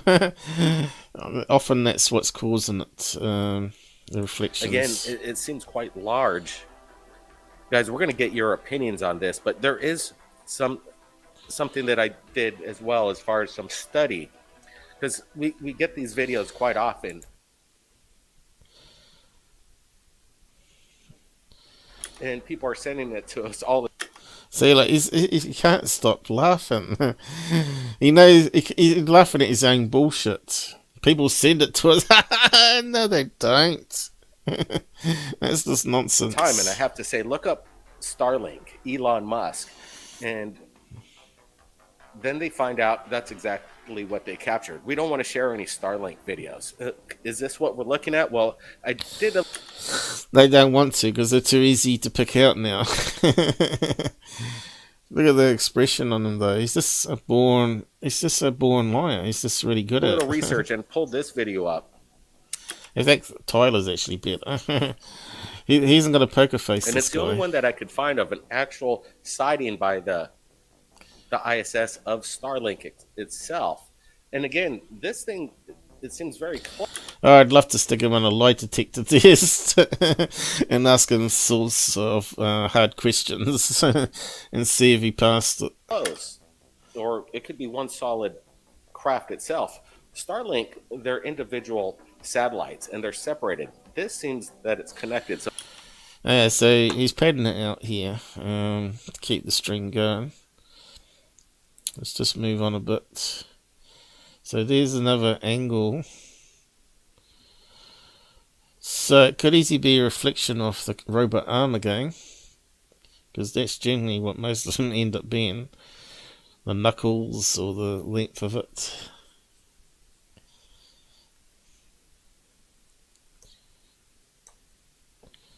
So, yeah. Just keep on moving. Okay, this one's quite interesting. Not sure if it's real or not. I could see it being a dust devil. Can't see why it couldn't be real. this is crazy. Could it be from a movie or some kind of special effect from maybe Marvel or... But that seems wild on how close. Don't know. It does kind of have a movie-like feel to it, doesn't it? You probably could do that in CGI now, as technology is just getting better and better. That door came to the lady, and as well as this car just... And that guy's filming it. Asian fella, but looks like it. Or is it a female? within the power of... Almost got hit by a car door, is it? the tornado vortex just spinning. That's wild stuff. So was that on a UFO channel though? I don't understand.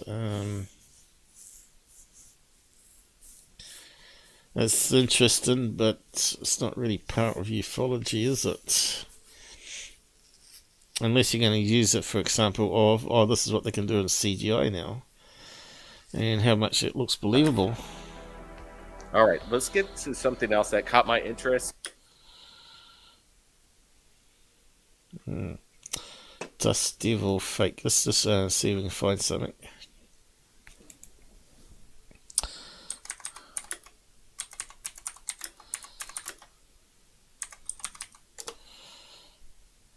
And see if there's anything that pops up. Oh yeah, plenty of fakes. Okay, so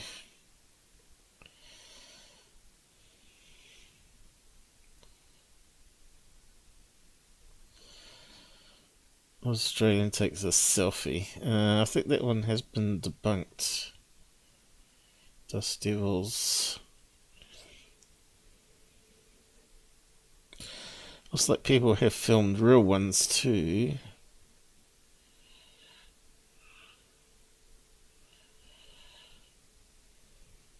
That's going to be Australia with the red soil. Full of iron, you see. News. Rare Dust Devil. So it could be real, you know. I haven't seen that one that we're looking at though. Could be fake, it could be real.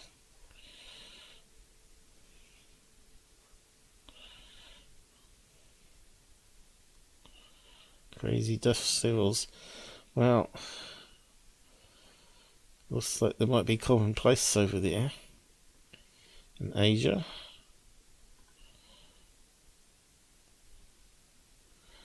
So yeah, I don't know about that one.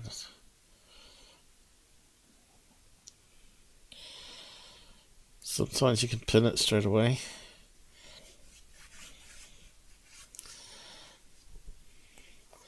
Bill had some good stuff. Missing. He also did a lot of, a lot of fake people on there promoting them though. Dust Devil,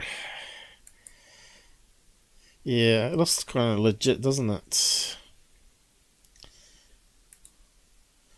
When you compare it to the other images up there, plus the fake one. The fake one looked more fake than the other ones did. Anyway, just carry on. What's the next one?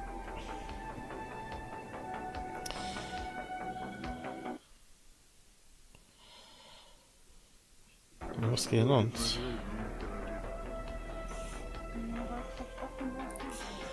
Okay, we got very blue lights. It looks like LEDs. But we're looking at these a little closer. I was just loading in another mission that just came. Before they say anything, this one here is moving around like it's a kite. It could be a RC kite. It could be a standard kite. Someone flying it from a high rise. Have a look at the motion. Straight away, I don't think they're blimps or drones or planes. I think they're kites, the way they're moving. So this is what we've got to look for. We've got to look for signatures. So there's a lot of high rises here. And that one does go up a wee bit higher. They could be on the very top of it.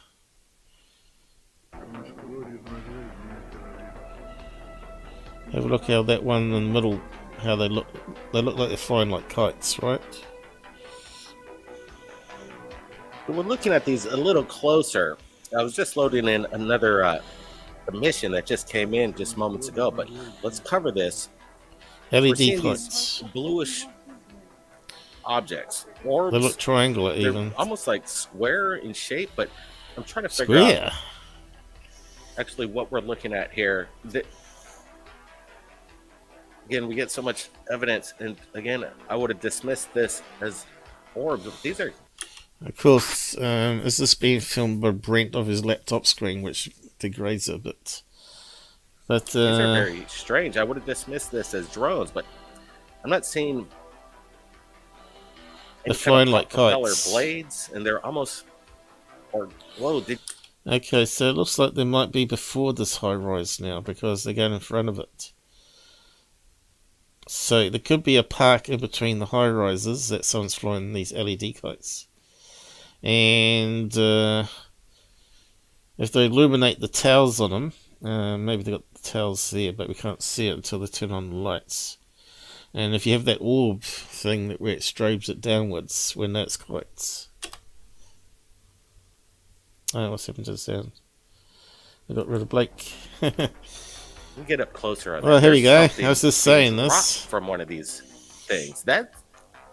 There's the towel. That's weird right there. With Guys, the LEDs rotating downwards. Pull this up again and get a closer look. Do you see that? It's just spinning it out. So are these just simple drones or new kind of technology?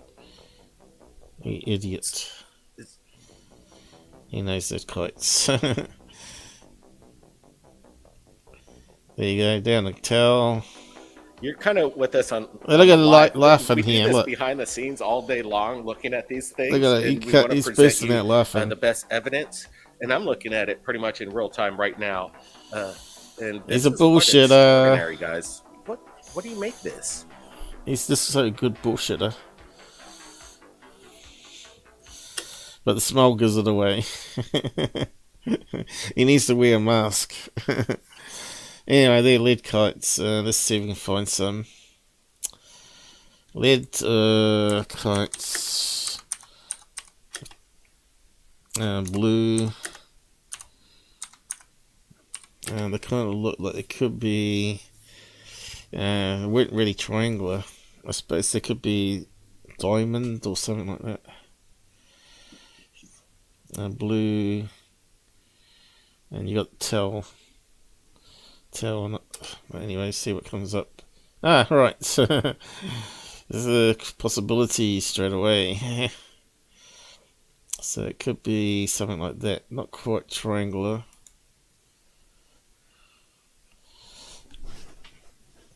There's a big one here. Nice blue. Looks like the same colour blue. The LED's light seems to give it away.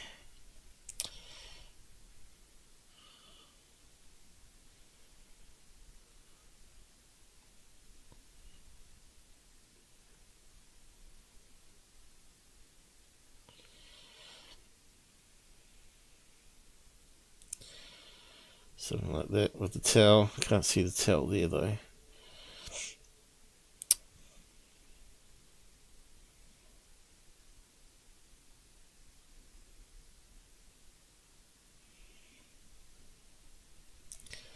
So I'm going to get some blue ones.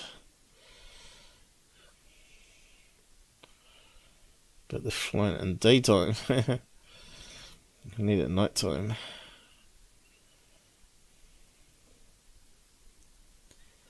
There's one with long exposure.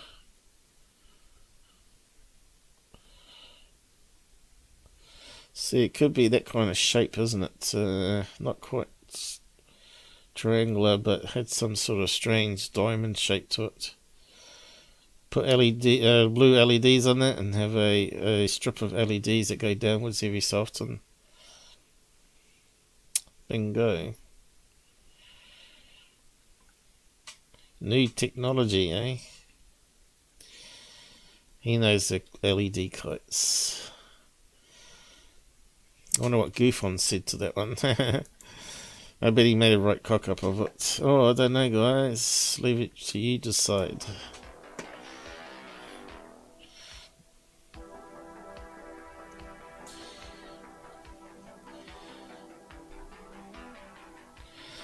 So I'm pretty fascinated. Well, when you look at the disinformation, you're saying they're paid disinfo. I don't think so. I think the government and Google leave them alone because they're a good asset to the government for creating disinformation for ufology. And same with Tyler. And even Tyler calls these guys out CGI artists, right? In that comment that I showed last time. So, yeah. Disinformation artists. But I don't think they're paid. They may be given assistance.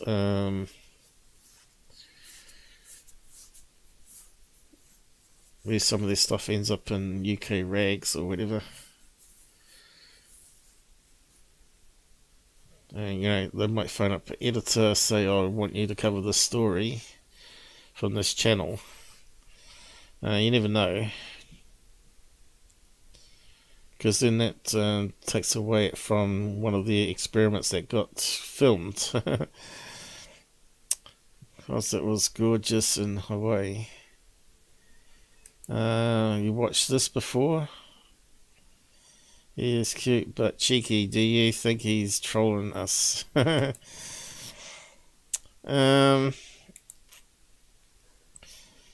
think he's quite happy with his lifestyle. I think he's making quite a good money out of it. Not as much as Tyler, though. He's got, what, 27,000 views? So out of that 800 subscribers, he's only really got active user base of about 30,000, hasn't he? But that's enough to make fairly good income still. So yeah, you put 3 ads in that or whatever later. Because I've got ad blocker on, I don't see them. Puts it up a few more thousand views on ads, 4 times ads. Take away half of the money. It's normally $1 per 1,000 views. take away half the money, and that sort of gives you an estimate what they make for a video. So yeah. So what's that work out? About $100. So they would have made about $50 to $100 on this US on this video. And it's only what 30-minute live show they did, so they didn't have to do too much editing. They just had to do what I do, just line up the videos in tabs and play them. About this in regards to, at first it seemed pretty mundane, but to see it like this, where something's actually being ejected from this object, this bluish plasmic. Is it plasmic? Is it like a solid? Try not to laugh then. Solid object? I'm not exactly sure. What are these things? Let me just put this back. And again, people are starting to build up. And I got one more video that I want to show you. And I just received this just moments ago. And the UAP phenomenon has brought up the idea of, USOs.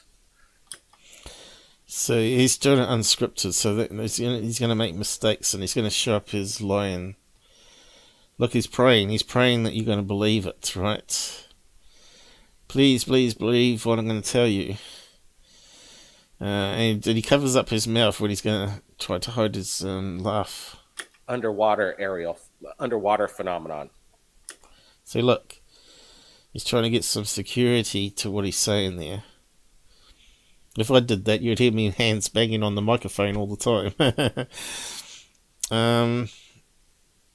That's why I stick with the avatar. He needs an avatar. A Blake Cousins avatar with a ponytail.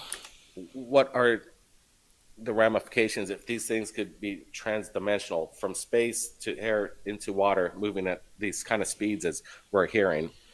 Again, I kind of think that maybe we've cracked that technology and we're trying to prove that. And it's something that's our whole mission in Third Phase. So I just can't hate the guy because I find him entertaining. But I just hate what he does to ufology with this bullshit. So yeah, he did get Dr. J Radio to put a strike on me because I played a clip that he played on his channel where I was doing body language, but like I'm doing now, and Google upheld it, and I'd have to take it to court and all that to fight it. No way I was going to take on Dr. J because he's a lawyer and probably got a lot more money than I have. I would have had to use free lawyers. If this fair use business needs to be rock solid, really. Maybe it should go to a panel of people on Google and it goes through and think, oh yeah, this is his claim, what he's doing here, why it's transformative. That's their claim that he's stealing it. No, it comes with the fair use, blah, throw it out, reject. That's how it should work. Should never go to court. Yeah, they could be toasted or high. I've never seen them smoking though, like the other YouTube channel people. Could he be high on wine? He seems to have a lot of bottles.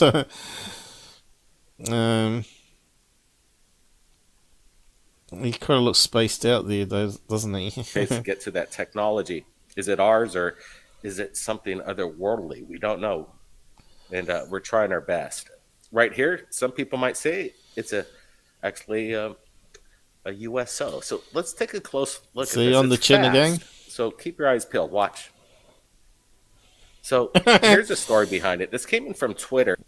Okay, so did they do an edit there or suddenly change what they're going to watch? It's going to be fast. David Sugarman, he just returned from Miami Air and Sea Show and was reviewing his footage. Curious to what y'all think about this.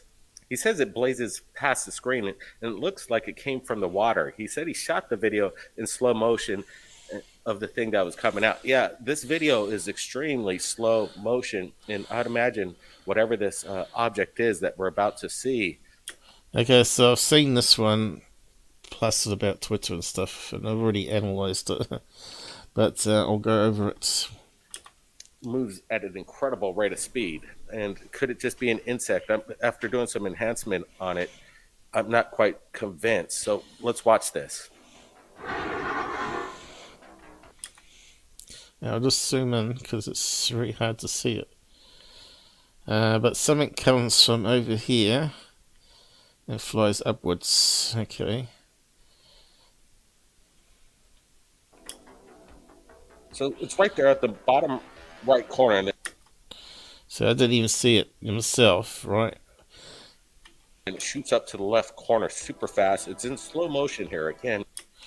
And normally when you get something that moves fast, it's either a bug really close to the camera, as people are claiming, and not a bird, because it would be wouldn't be moving that fast. But I thought it could be someone kicking a ball, one of those small balls with a bat, or kicked it with the foot, which is really close to the camera down here, and it goes up in the upward direction, which is where you normally do a bat or a kick, right? Normally when I see bugs, they're normally going this way or that way, or coming towards the camera this way. Really I oversee them going from the upwards this direction. So I thought maybe it could be a small beach ball, black and white, that's spinning. Because of the shape, it looks more ball-like than it does bug-like. And people are saying, oh, that's because of compression, but it seems to retain the ball shape more than it does any other type of shape. Look So at can it. we see it We're or not? repeating it. I got There we go, really now we'll close see on it. this thing. There it is. There it is. It comes up from the corner here, so let's say it comes up from the sea. It could be. Let's just have a look. Okay. It's right there at the bottom right corner, and then it shoots up to the left corner super fast. It's in slow motion here again. Look at it. We're repeating it. I got really close on this thing. See, it comes off screen. You see it pop onto the screen, so it's definitely not off the sea. So it seems to be something off this edge here. Now, do we see anyone in the water that's got a bat? Do we see anyone on the beach that's kicking? No, because it's panning, it's following the plane, you see. So the person's going to be standing on the beach is going to be down here somewhere. Let's kick the ball going up this way. Might be kicking it to someone in the water even. They might be saying, nice, give us the ball. And he's gone and kicked it out to him. There it is. See it, so you can see it sort of looks like it's Looks- spinning. So, is it a ball or is it a bug? And we're flipping wings. Let's do a step by step. Okay. It's got the dark side again. Does it look like a bug or does it look like a ball?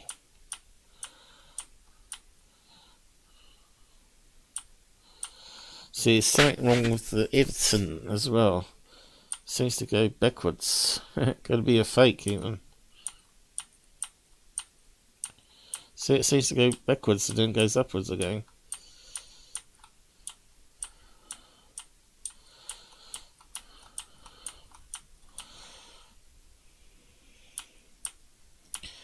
See, normally bugs, you normally you see them as black only.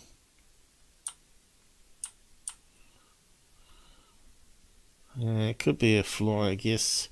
See, you look at that one there, that looks like a long body. And the clear wing going upwards, that's reflecting the sunlight. This is the only time it looks like a fly. But then it seems to go around and retain that sort of shape of a ball again.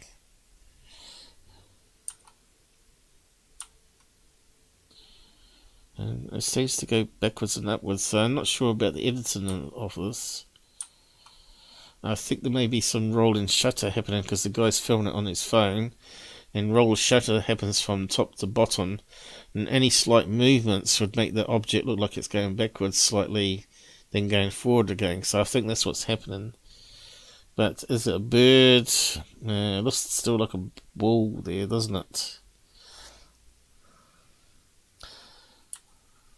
Still looks like a bull. Now it doesn't look like a bull.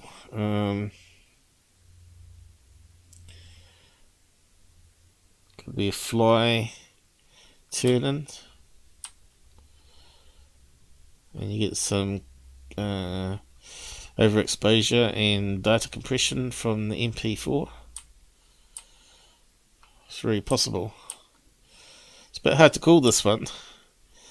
Bull, bull, bull, bull, bull, bug. So we're going to call it a bug bull. But the thing is, it's going upwards still. It's just kind of And it shoots off, right? Could easily be a bull. tumbling. But again, this thing shot up within a second of the video. This video doesn't last more than a second. And it just moved by extremely fast because we could almost rate the speed of the jet as it's passing by. Is it coming from the water, as the eyewitness stated? No. That's what I'm trying to. It's coming from the I'm edge trying of the to beach. see that as I get a little closer here. But he pans up so you don't see the people.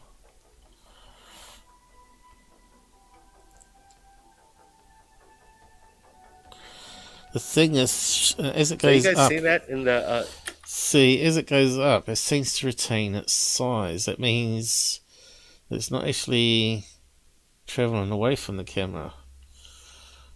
this light premiere? I know this object's pretty small, but in comparison to the jet, it is in close Looks like it's coming away closer to us slightly.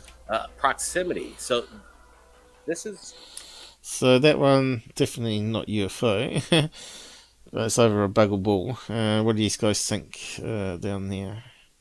Is that a you, Susan? Is it? Who's on? Ah, it's just one person. That must be you.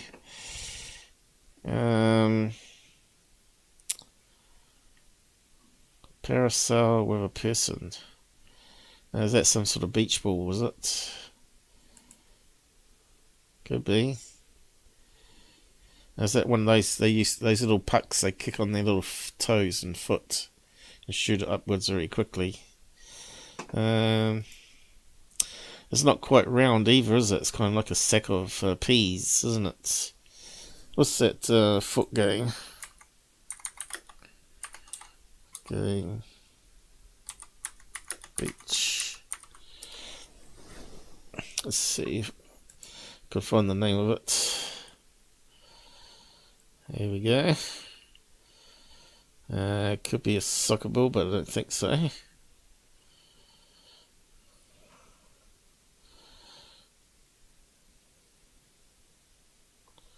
What's that one? So soccer ball, volleyballs, and NFL balls seem to be very common.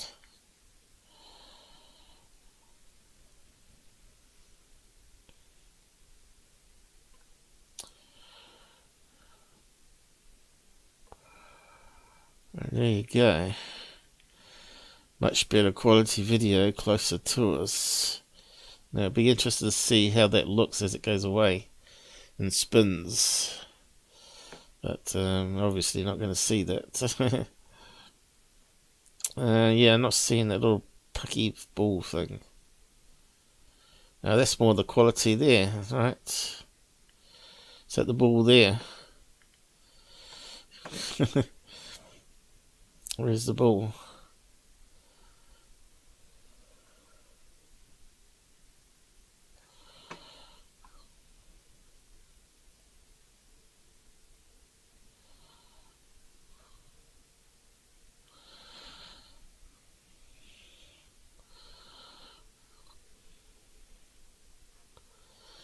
Yeah, not getting that little puck ball thing that I was thinking of. Is that it? Beach games. Let's have a look at that one.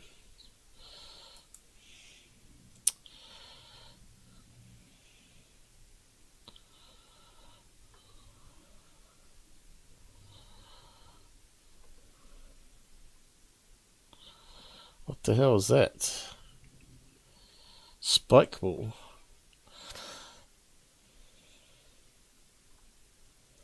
The little bats and balls. Could easily be something like that, couldn't it?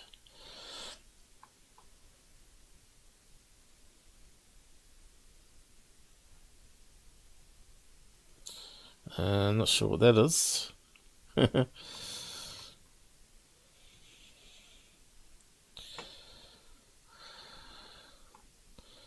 don't think you'd play that down the beach, but some people might. There's some colour balls of white in colours. Still, I don't know what that puck ball thing's called. I'll try your search on yours. How do you spell it? Parasol, is it? Parasol. Parasol. Let's have a look.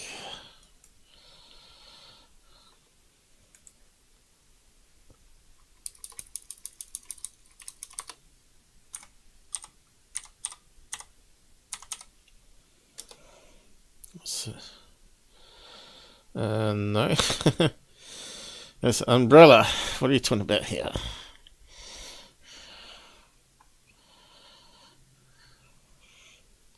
Did I spell it wrong?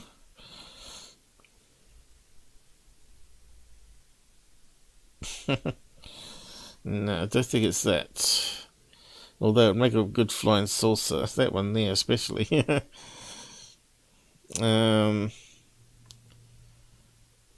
Let's see. What are you saying? We'll never know. But it's funny, wasn't it? Coconut. What do you call it? It's going to have some special name to it, isn't it?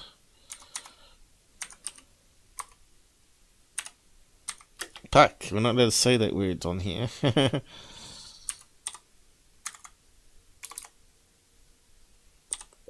Go and get puck ball. And set it. Well, it looks like it. Don't know. I know this looks like it's for a hockey type game. You know what I mean? A little sack of something that they kick around. It's sort of ball shaped, but it's got some stuff in it, like dried peas or something. I'm not sure what it's called. And they flip it up and catch it on their feet and head and all that sort of business. So, yeah, still don't know what it's called.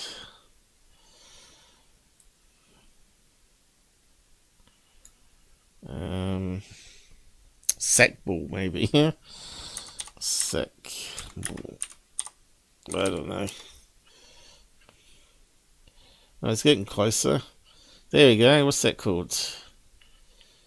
Woven foot bag ball. Maybe it's called bag ball. That would make a perfect UFO in a beach video. There's a video of them using it. That's what I was after. There we go. Hacky sack, it's called. This is starting to sound like a sexual channel now, isn't it? You got a hacky sack. You got a puck ball. Let's play with your hacky sack. Oh dear. How to play hacky sack. YouTube. Where's the safe one we can play? How to make a hacky sack ball. Do yourself hacky sack. China hacky sack. I have to remember that word future. Preview. Is that one safe? Really want to advertise in one. Made in China. Let's see. Shows your happy sack. I bet Susan says that to a lot of guys. Let's play with your happy sack. I'm only kidding. That's Kiwi humour for you. I bet your cats like a hacky sack, actually, now thinking about it. No video. I like you even get football shaped ones with that alternating colour, which would be perfect when it spins, create the effect, wouldn't it?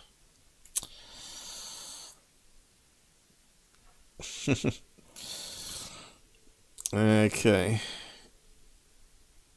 Oh well, pick one at random, I suppose. Let's see. I'll just play a clip of it under fair use. Oh, that's a big ball. That's not a happy sack. It's this. That's not a happy sack one. Okay. At least I don't think so. Maybe I still got the wrong one.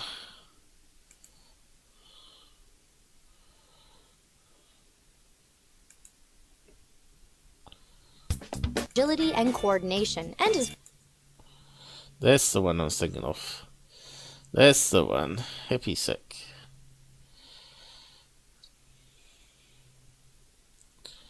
Now, if you kick that close to the camera, it's going to go upwards. It's going to go past the camera really quickly. And I'm pretty sure they play it down beaches. So now we know what it's called.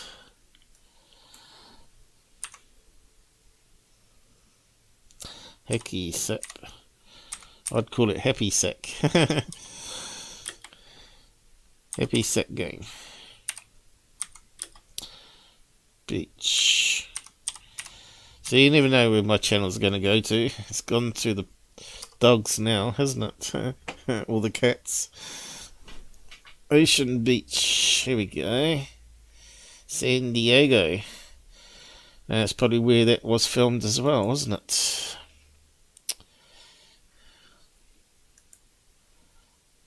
Some of these people are really good, talented with that damn thing. Like this guy. Looks like he's got it under control.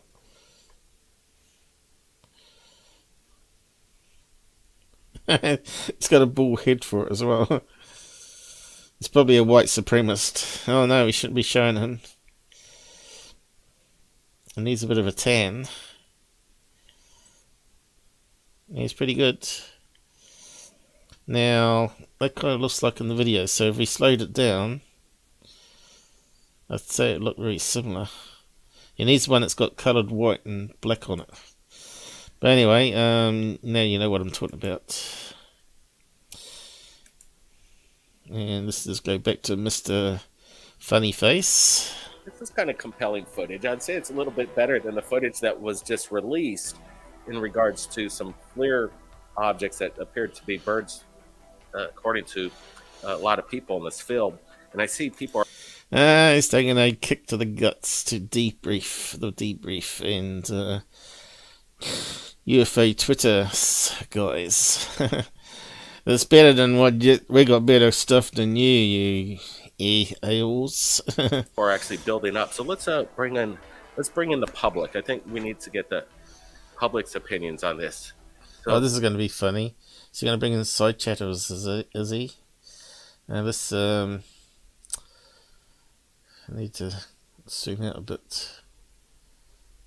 There we go. Okay.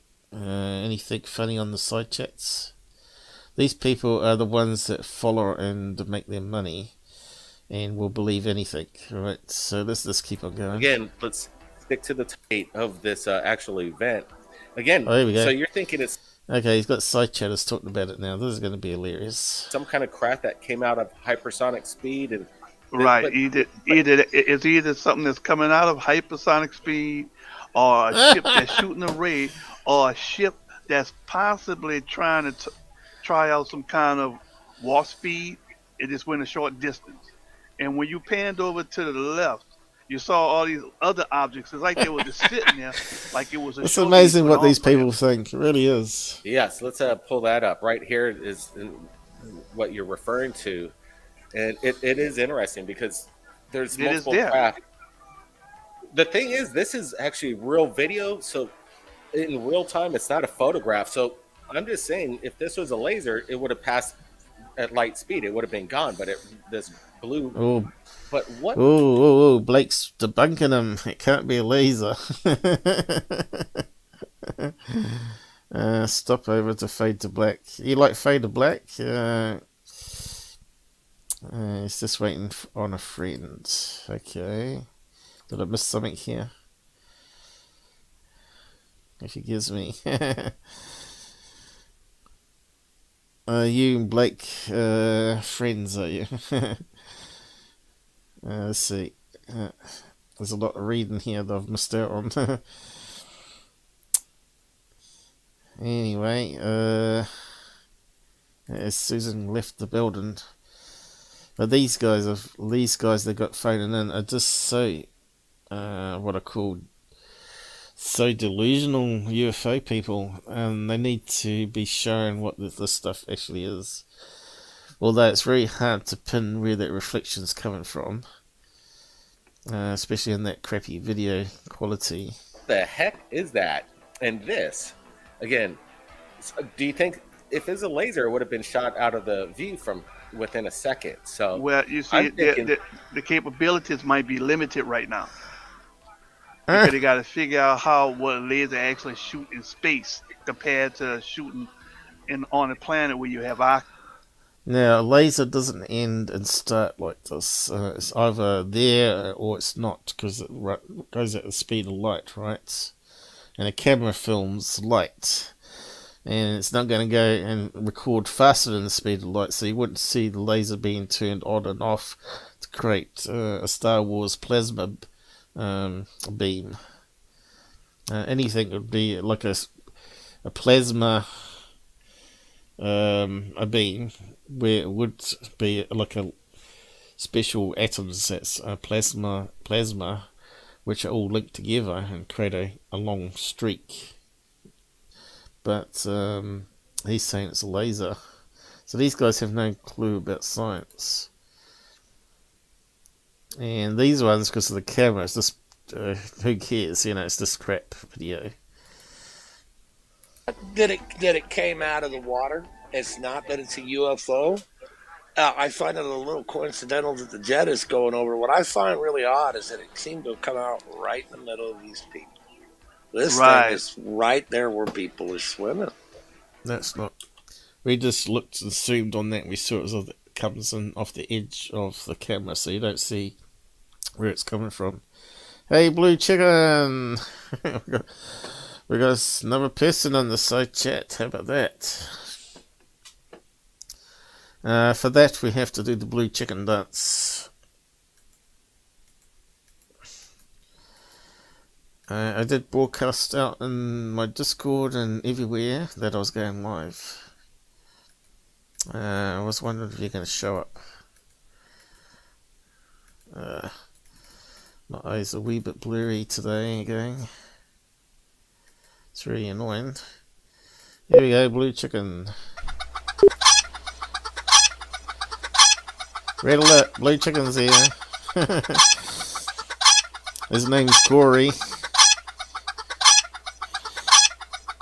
Been keeping well.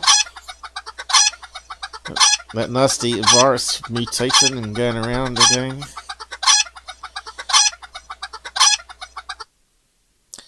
We don't have to worry about chicken ducks. monkeypox. There's monkeypox now. And the thing they're not telling people is it's sexually transmitted. And warning gay men. So, yeah. I don't think we need to worry about that. So you can see how small it is here. So Yeah, it looks like it was shot. So it still could be one of those small hacky sacks. Hacky sacks. Shot out. But it could be a bug. I don't think it's a bird. It's some kind of projectile that was shot out from not really deep under the water, but kind of close. Yeah, it's rising much faster than a balloon would in a hill and lift. This is propelled. It's like almost in a. It's amazing how these people think, though. They don't think, oh, it could be a beach ball being cooked. Or bug, you know. Think of it like this. Think of it like this. It's there in the water doing its job, whatever its job is. All of a sudden, an aircraft comes bolting over. Now, wouldn't that maybe be a reason to instantly quit that mission to Dee Mao? It said it was to film an air show, wasn't it? At the beginning. It was in the tweet.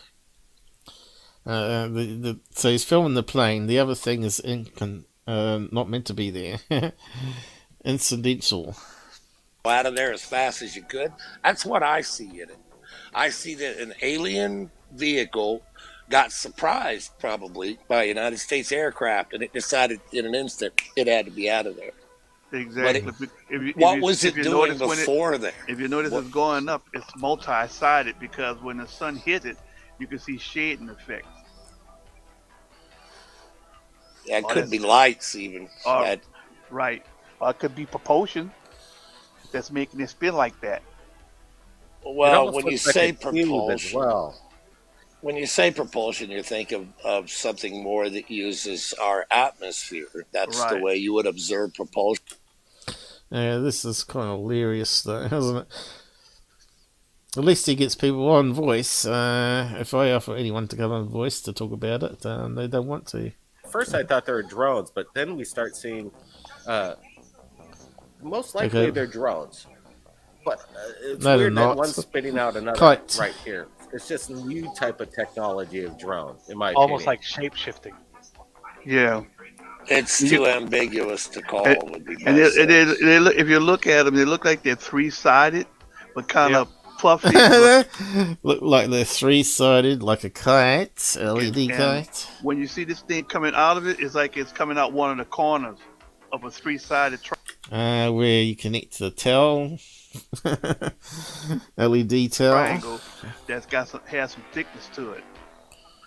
Look at the way it just spits it out. It's something's rotating. It's almost like it's rotating, and something just gets ejected out of its centrifugal force, and something's propelled out. Watch it. Bullshitter.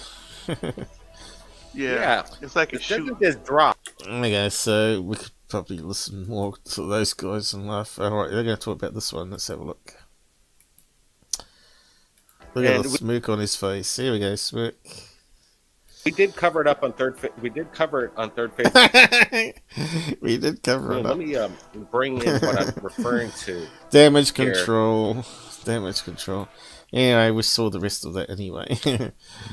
That's hilarious. They are entertaining, I must admit.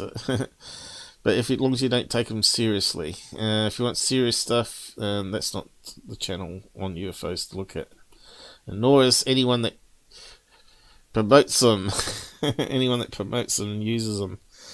They got to be put into the class of fraudulent, trying to get publicity and boost their own channels up. So what's this next one? Looks like pareidolia. So let's have a look at this one. Let's just go down the rabbit hole here for a second. Let's just assume. Okay, they got that horrible intro.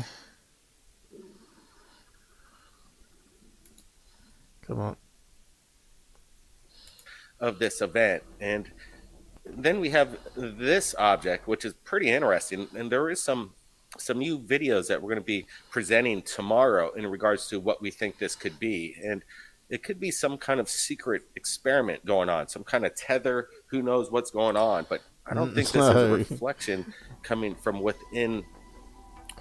No, from outside onto the glass window. In the lens itself. And then what's interesting, as we jump a little bit into this portion of the video, we're looking at these objects. We have 3 of them, and then when he pans to the left, we see these 2 come into frame.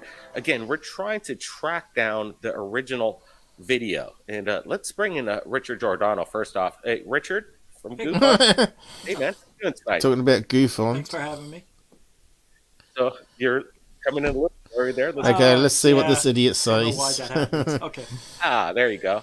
Hey, you know, it's interesting, right? Because we released this video 24 hours ago, and we're talking about it last night over the phone on we're going to find the original source of this video, because right now we're just getting a second source from a person just shooting his television screen as this was Shut going up, on Blake. May 25th. And, you know, this is what happened. Just take a look at, I did my research, and I'm trying to pull up the bullshit. actual, the full video, the original source. Here it is. Watch what I'm doing here.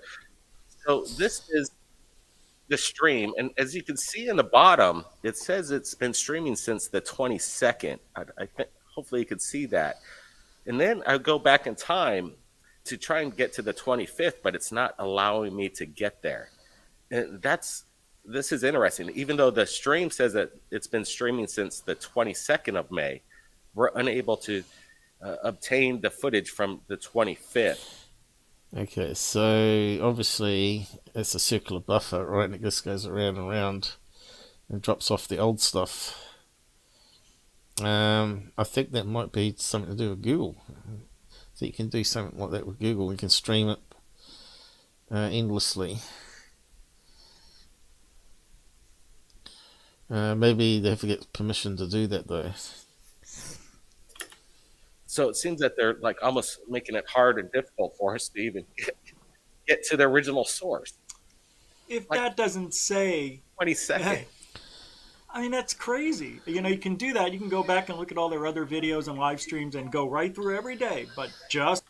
Yeah, but if they recorded live stream non-stop, like from the International Space Station, could you imagine the size of the hard drive you need to store it? Obviously, you can only store going back so much and then trash it after a while. And if there's something interesting, then you grab it at the time.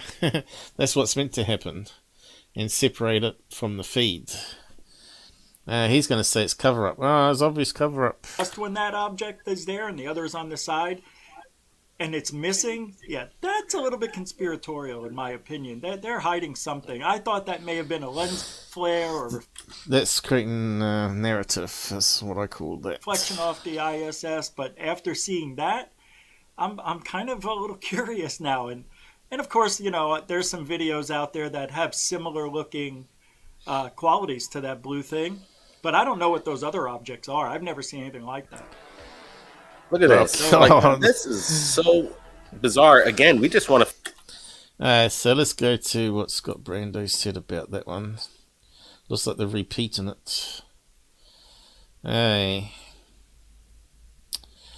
Some known hoaxers and UFO grifters. And others, which is Goof On. I don't know why he doesn't put Goof On there. Reported in their channels a cropped video of a cigar-shaped UFO.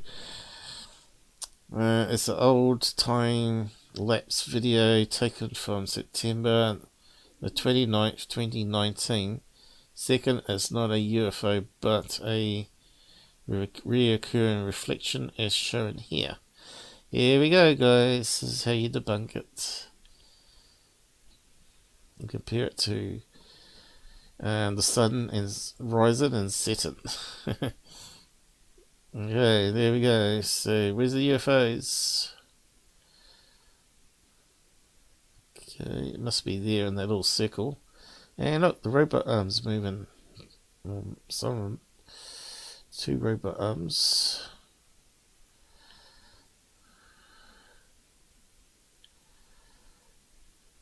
speeding along at 17,000 miles per hour.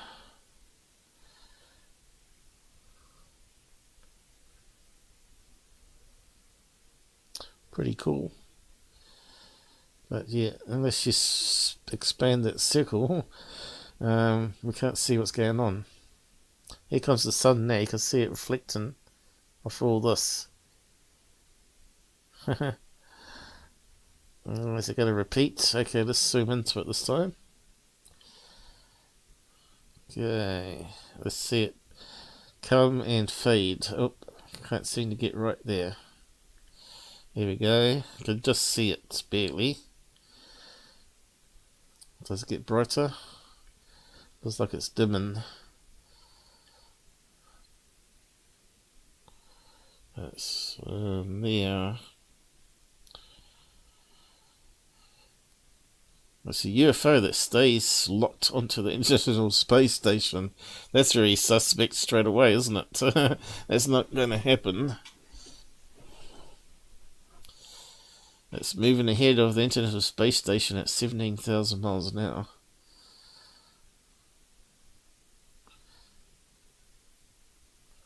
So what is it reflecting off though? And that would be the ultimate debunk, actually work off the angles. So as we know, the cameras always invert angles going this way to that direction, so it's got to be something that's bent downwards, I'd say. And the robot arm's moving, so it can't be the robot arm this time. So what is it going to be? So this is where Scott's only really done half of the debunk here. It needs to pinpoint where it's reflecting from.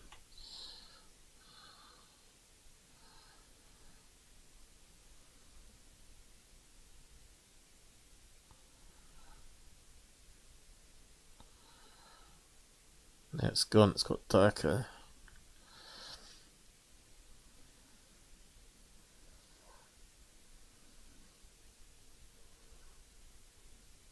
It's coming back again, is it? Look at the bright sunlight coming up. Yeah, I just can't see where it's reflecting from. Let's see, has he got anything else here?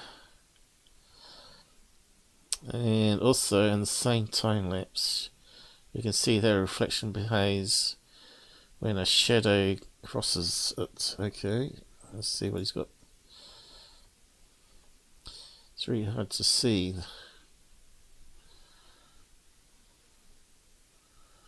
You can see it's got lines here. So it means there's got to be part of a space station down here that's reflecting onto the robot arm. So it's probably a reflection from down below here, going up here onto the glass.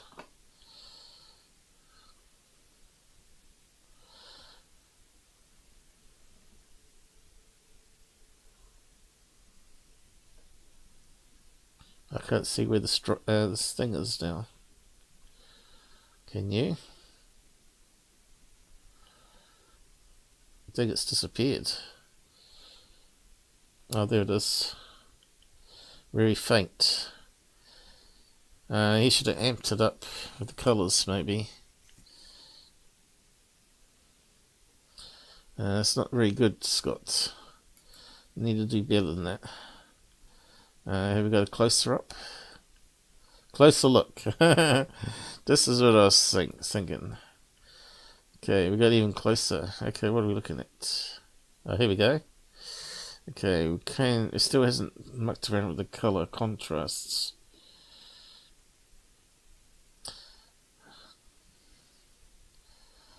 But obviously that straight line that's reflecting on the robot arm is what's reflecting in the window. So we should be able to see that black line passing through it probably. But I can't see it. Oh yeah, you can see it dims as that shadow goes up. It's really hard to see it though. maybe on a 50-inch monitor than a laptop screen. Now you certainly couldn't see it on your phone. And of course he said here, most likely insects. So again, I think that's like a just like opt-out general thing without actually looking at it and deciding properly. And Mick West is saying close up, so you often see an insect. Well, I'd have to disagree. It could be a bull. Insect would be a close runner-up of anything, but yeah, it could be a hecky secky. Anyway, I think that was it, wasn't it?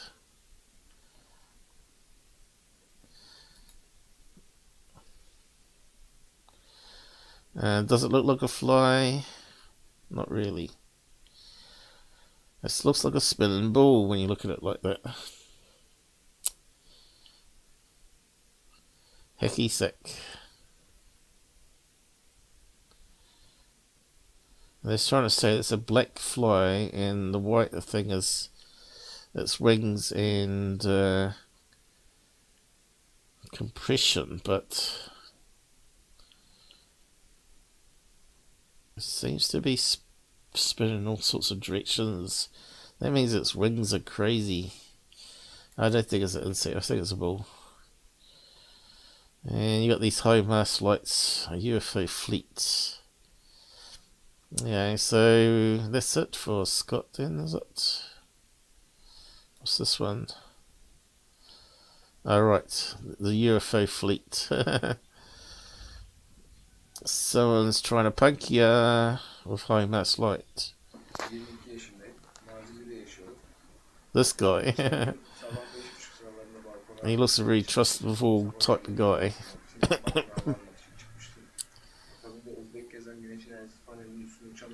That's where the UFO was. Oh look, there's a high mass light right behind me. Lone sod. Yeah, let's carry on.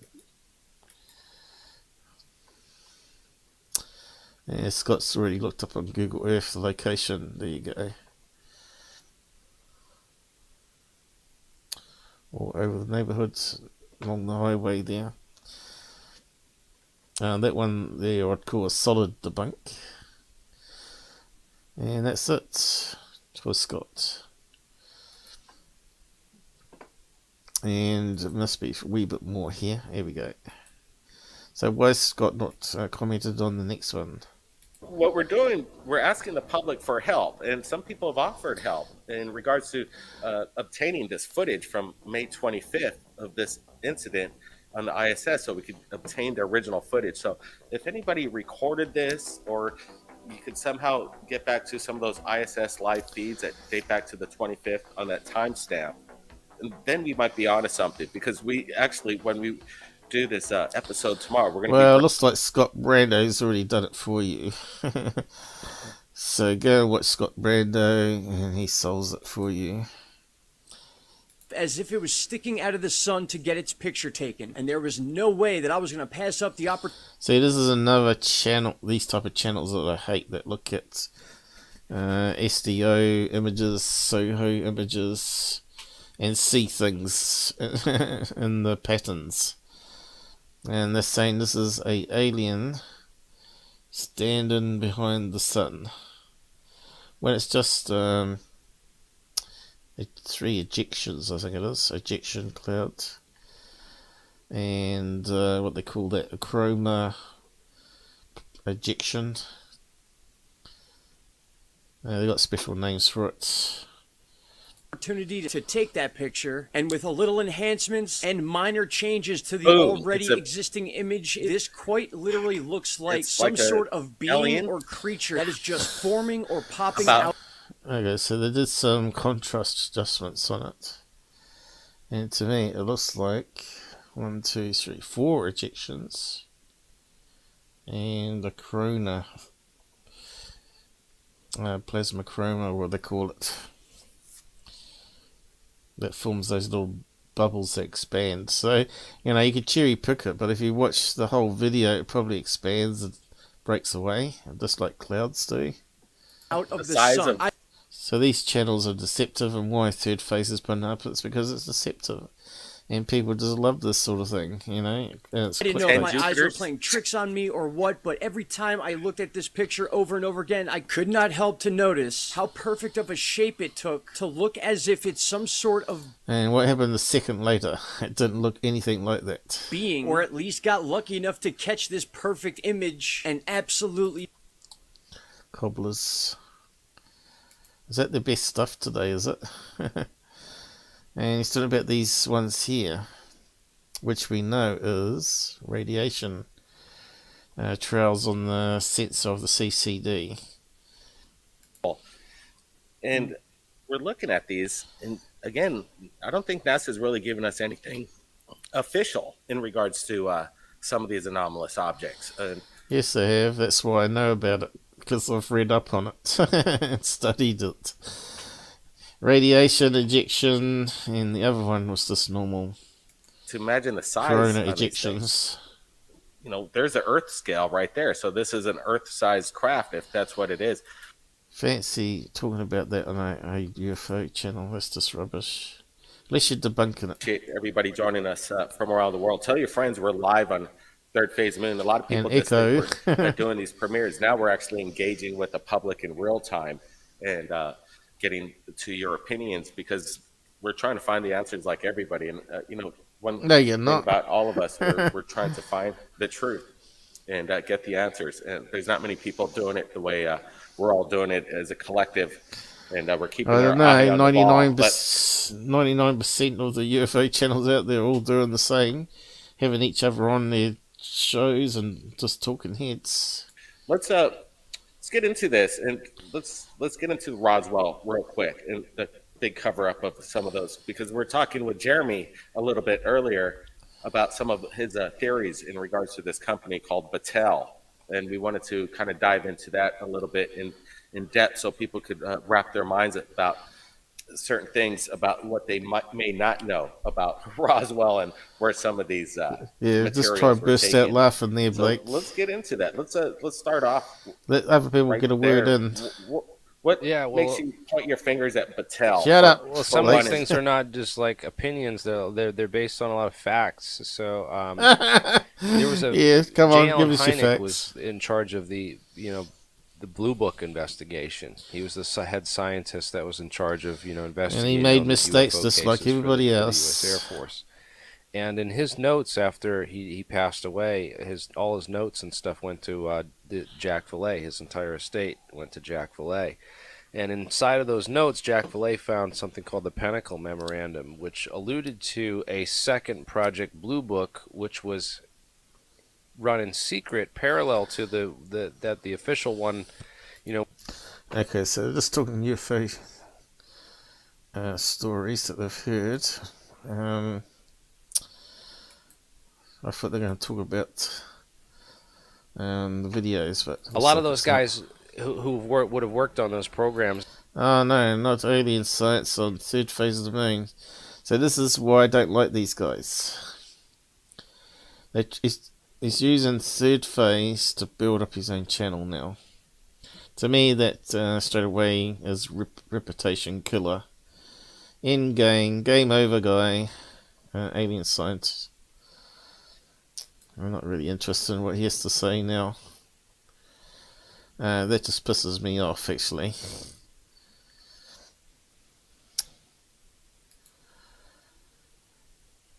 He's got 100,000 followers as it is, but if you look at it, most of them don't watch. 11 on the Mo's hardness. That's because he built his channel up even with fraud as well. If you go back to his early videos, which a lot of them is deleted, he was actually promoting Bob Lazar and Guerrero and all the rest of them, just like these guys, just to put up the channel. And once you got your following, then you can sort of change directions, right? So you got to use fraud to get your channel big first. And then if you got some moral conscience and just can't do it anymore and switch over, then they're quite happy to do that. These alien scientists and whatnot out there, big channels. Except for Blake, he just loves doing the same old crap and smiling and laughing about it. Scale, and they're literally found only 2 places on the planet, I think Brazil and Central African Republic, and there's no geological explanation for how they got there. In fact, there's an extraterrestrial hypothesis that some geologists have, saying that, they're meteors that crashed to the Earth a couple billion years ago and are just now part of the Yeah, they're talking about those big boulders, and that's not the case in New Zealand either. They just fall out the side of a hillside on a beach. Definitely not put by aliens, and I would doubt very much it's by meteorites either. It's just naturally done through the Earth's millions of years of processing. Geological record. But if I was going to build a spacecraft, man, I would build it out of carbonado diamonds, because, How much would that cost? Well, I mean, if you got manufacturing in space and some of these technologies, it doesn't cost hardly anything. It's all gravity could be a bitch, and then working in outer space. Oh, using the B words. They either get shot down, there's malfunctions. Mm-hmm. This was quite just a thing goof on for a while. The science on the UFOs is that there is this element to quantum mechanics that says that we can make things digital, and as we increase our nanotechnology and our metals knowledge of these materials, then we can create metals that can actually warp the fabric of space-time. And so that's where he's lost. Space-time is nonsense. And he'll never get anywhere. He'll never actually prove anti-gravity until you get away from that thinking. If you said warp space without the time, then we're on to it. But time only progresses forward. I think Einstein did wrong by including time into his equation. But anyway, trying to add some credibility to the channel by having alien scientists on, that's just disgusting. Anyway, so what if you got a boost for being on their channel? Because that's the first time I think he's been on their channel. Stephen Cambrian tried to get onto their channel too. So you can look at Social Blade, just have a look, see. Although once you get up to 100,000, because of the way Google limited single sub count, it's really hard to see any increases in peaks now, unless you get loads of them. So Google done it on purpose. Social Blade. Let's have a look.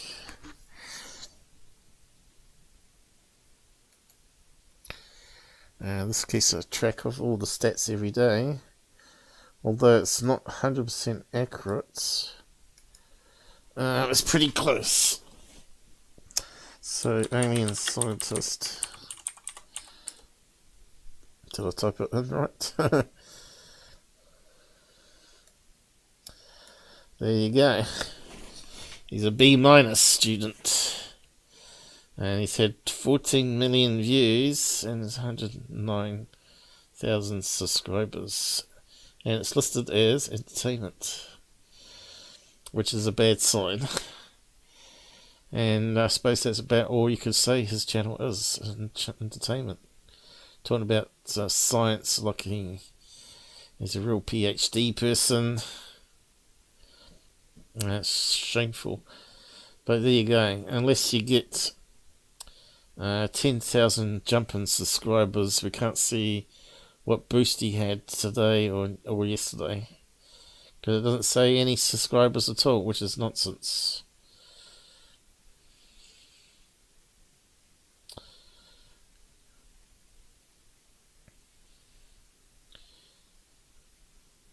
So you can see his channel has died. He's got 100,000 and he's only getting maximum of about 7,000, 6,000 views, but average, what it looks like, the averages are down here. Monthly, weekly averages overall, 12,000 views out of 100,000. It's not really good, is it? It's only 1/10. And I bet if we went back and followed his channel, which we can't go back, as far as I know, we see he hasn't got any major big sub increases for a long time. In fact, he's lost a few here, is it? What's it say here? Again, okay, might give us an indication here. So you can see it's died off here for quite a long time. So what did he get again here? Was he talking about Lou? He had some guest on. Or was he on some of the fraud channels and suddenly got a boost by 10,000 subs? January, February this year.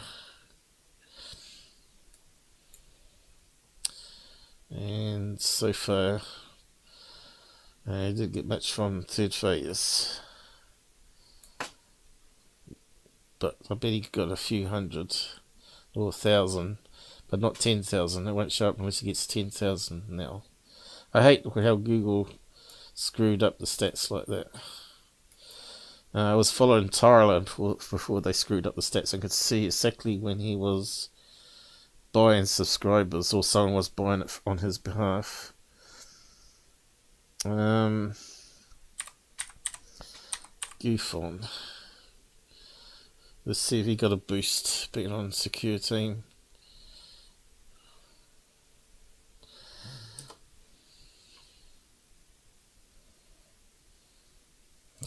Okay, it's listed as entertainment.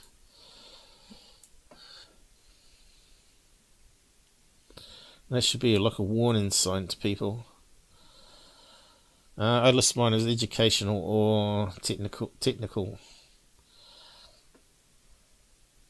And look, bang, plus 10 subs from being on Third Phase. It's not many, but it's certainly a lot more than I'll ever get. And if you look at his average of 10,000, he's in par with Alien Scientists, right? Alien Scientists 12,000. So he's matched Alien Scientists with only not even 1/10 of his subscribers. So all those other ones are dead. So there's 90% of his subscribers are dead. Same as most of our channels. Same as me. And 90% of my subscribers sub but never ever come back and watch.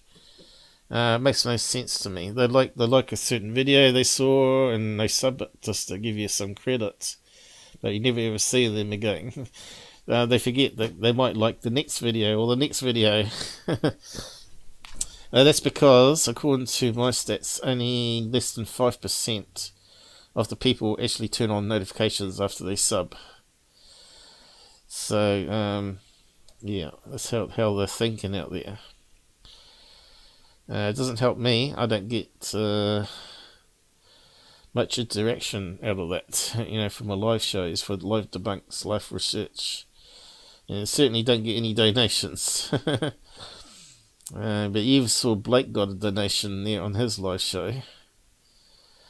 Who else? You could look up Steve Cambian and all those other guys if you wanted to. Security.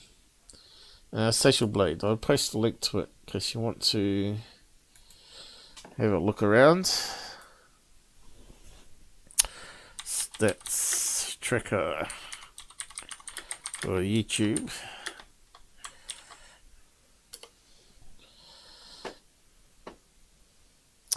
Yeah, it must be almost time to wrap up. I don't think we've got anyone watching, have we? Let's see. Did I miss anything? Blue Chicken gone. Susan gone. So I must have worn them out today. I did a lot of talking today and lots of stories and stuff from the past.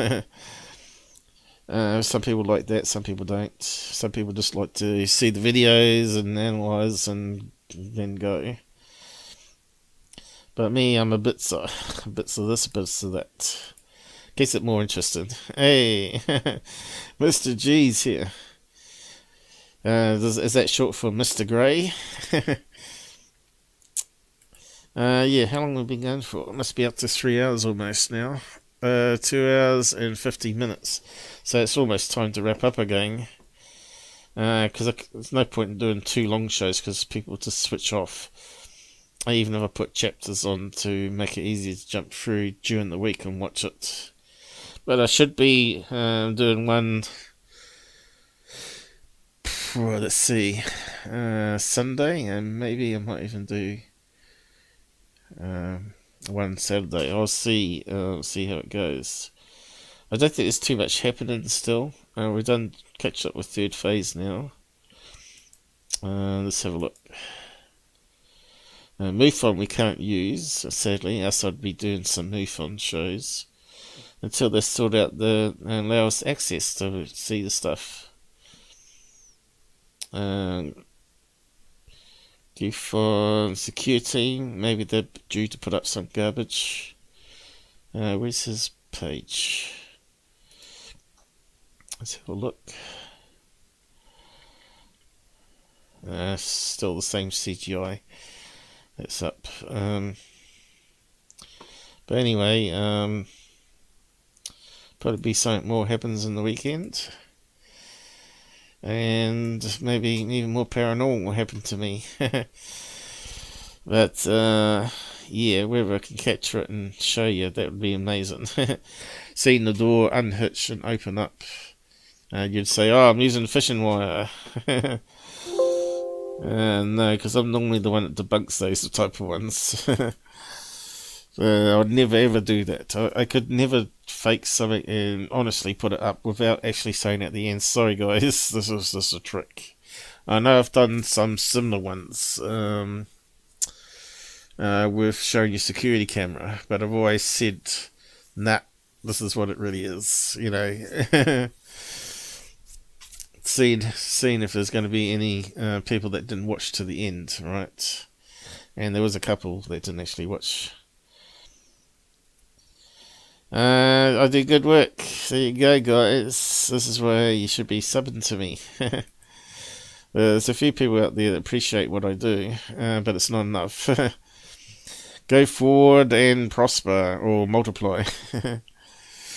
So today's was a bit of a funny one, talking about hacky sex. But yeah, there's not really much out there to analyse. And if you can find that Dogman video for us, that's on the other, let's see, on the other movie I talked about, the Dogman Expedition Dogman.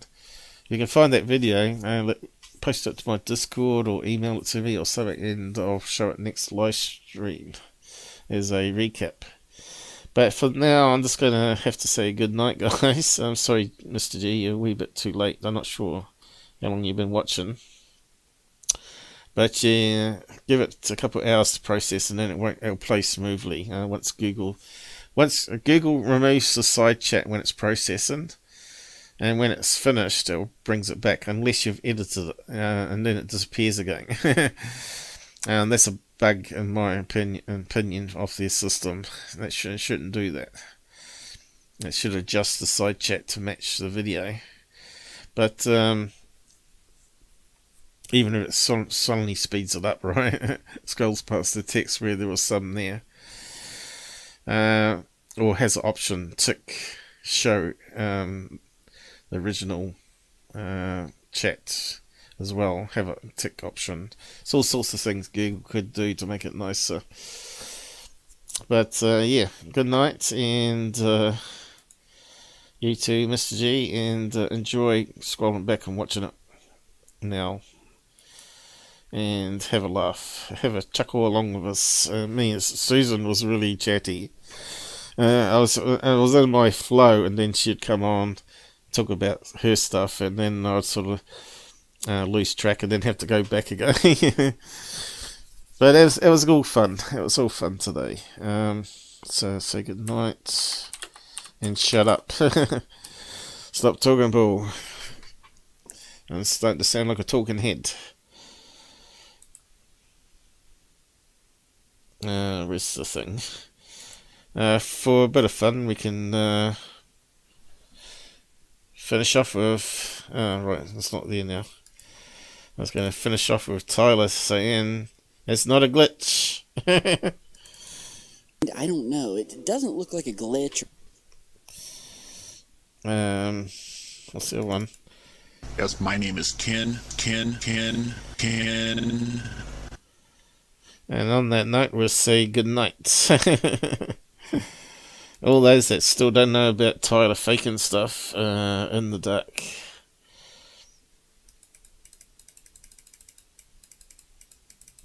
Right. Here we go.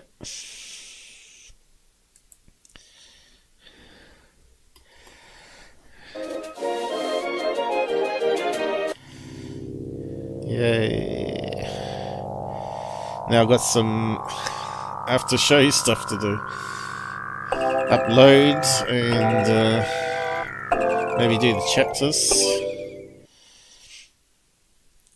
Looks like I've got a parcel here, so I need to play around with that, see what I've got.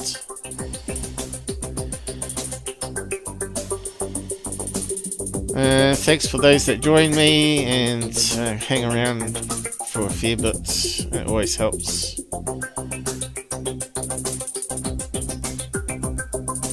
And promote it on your socials.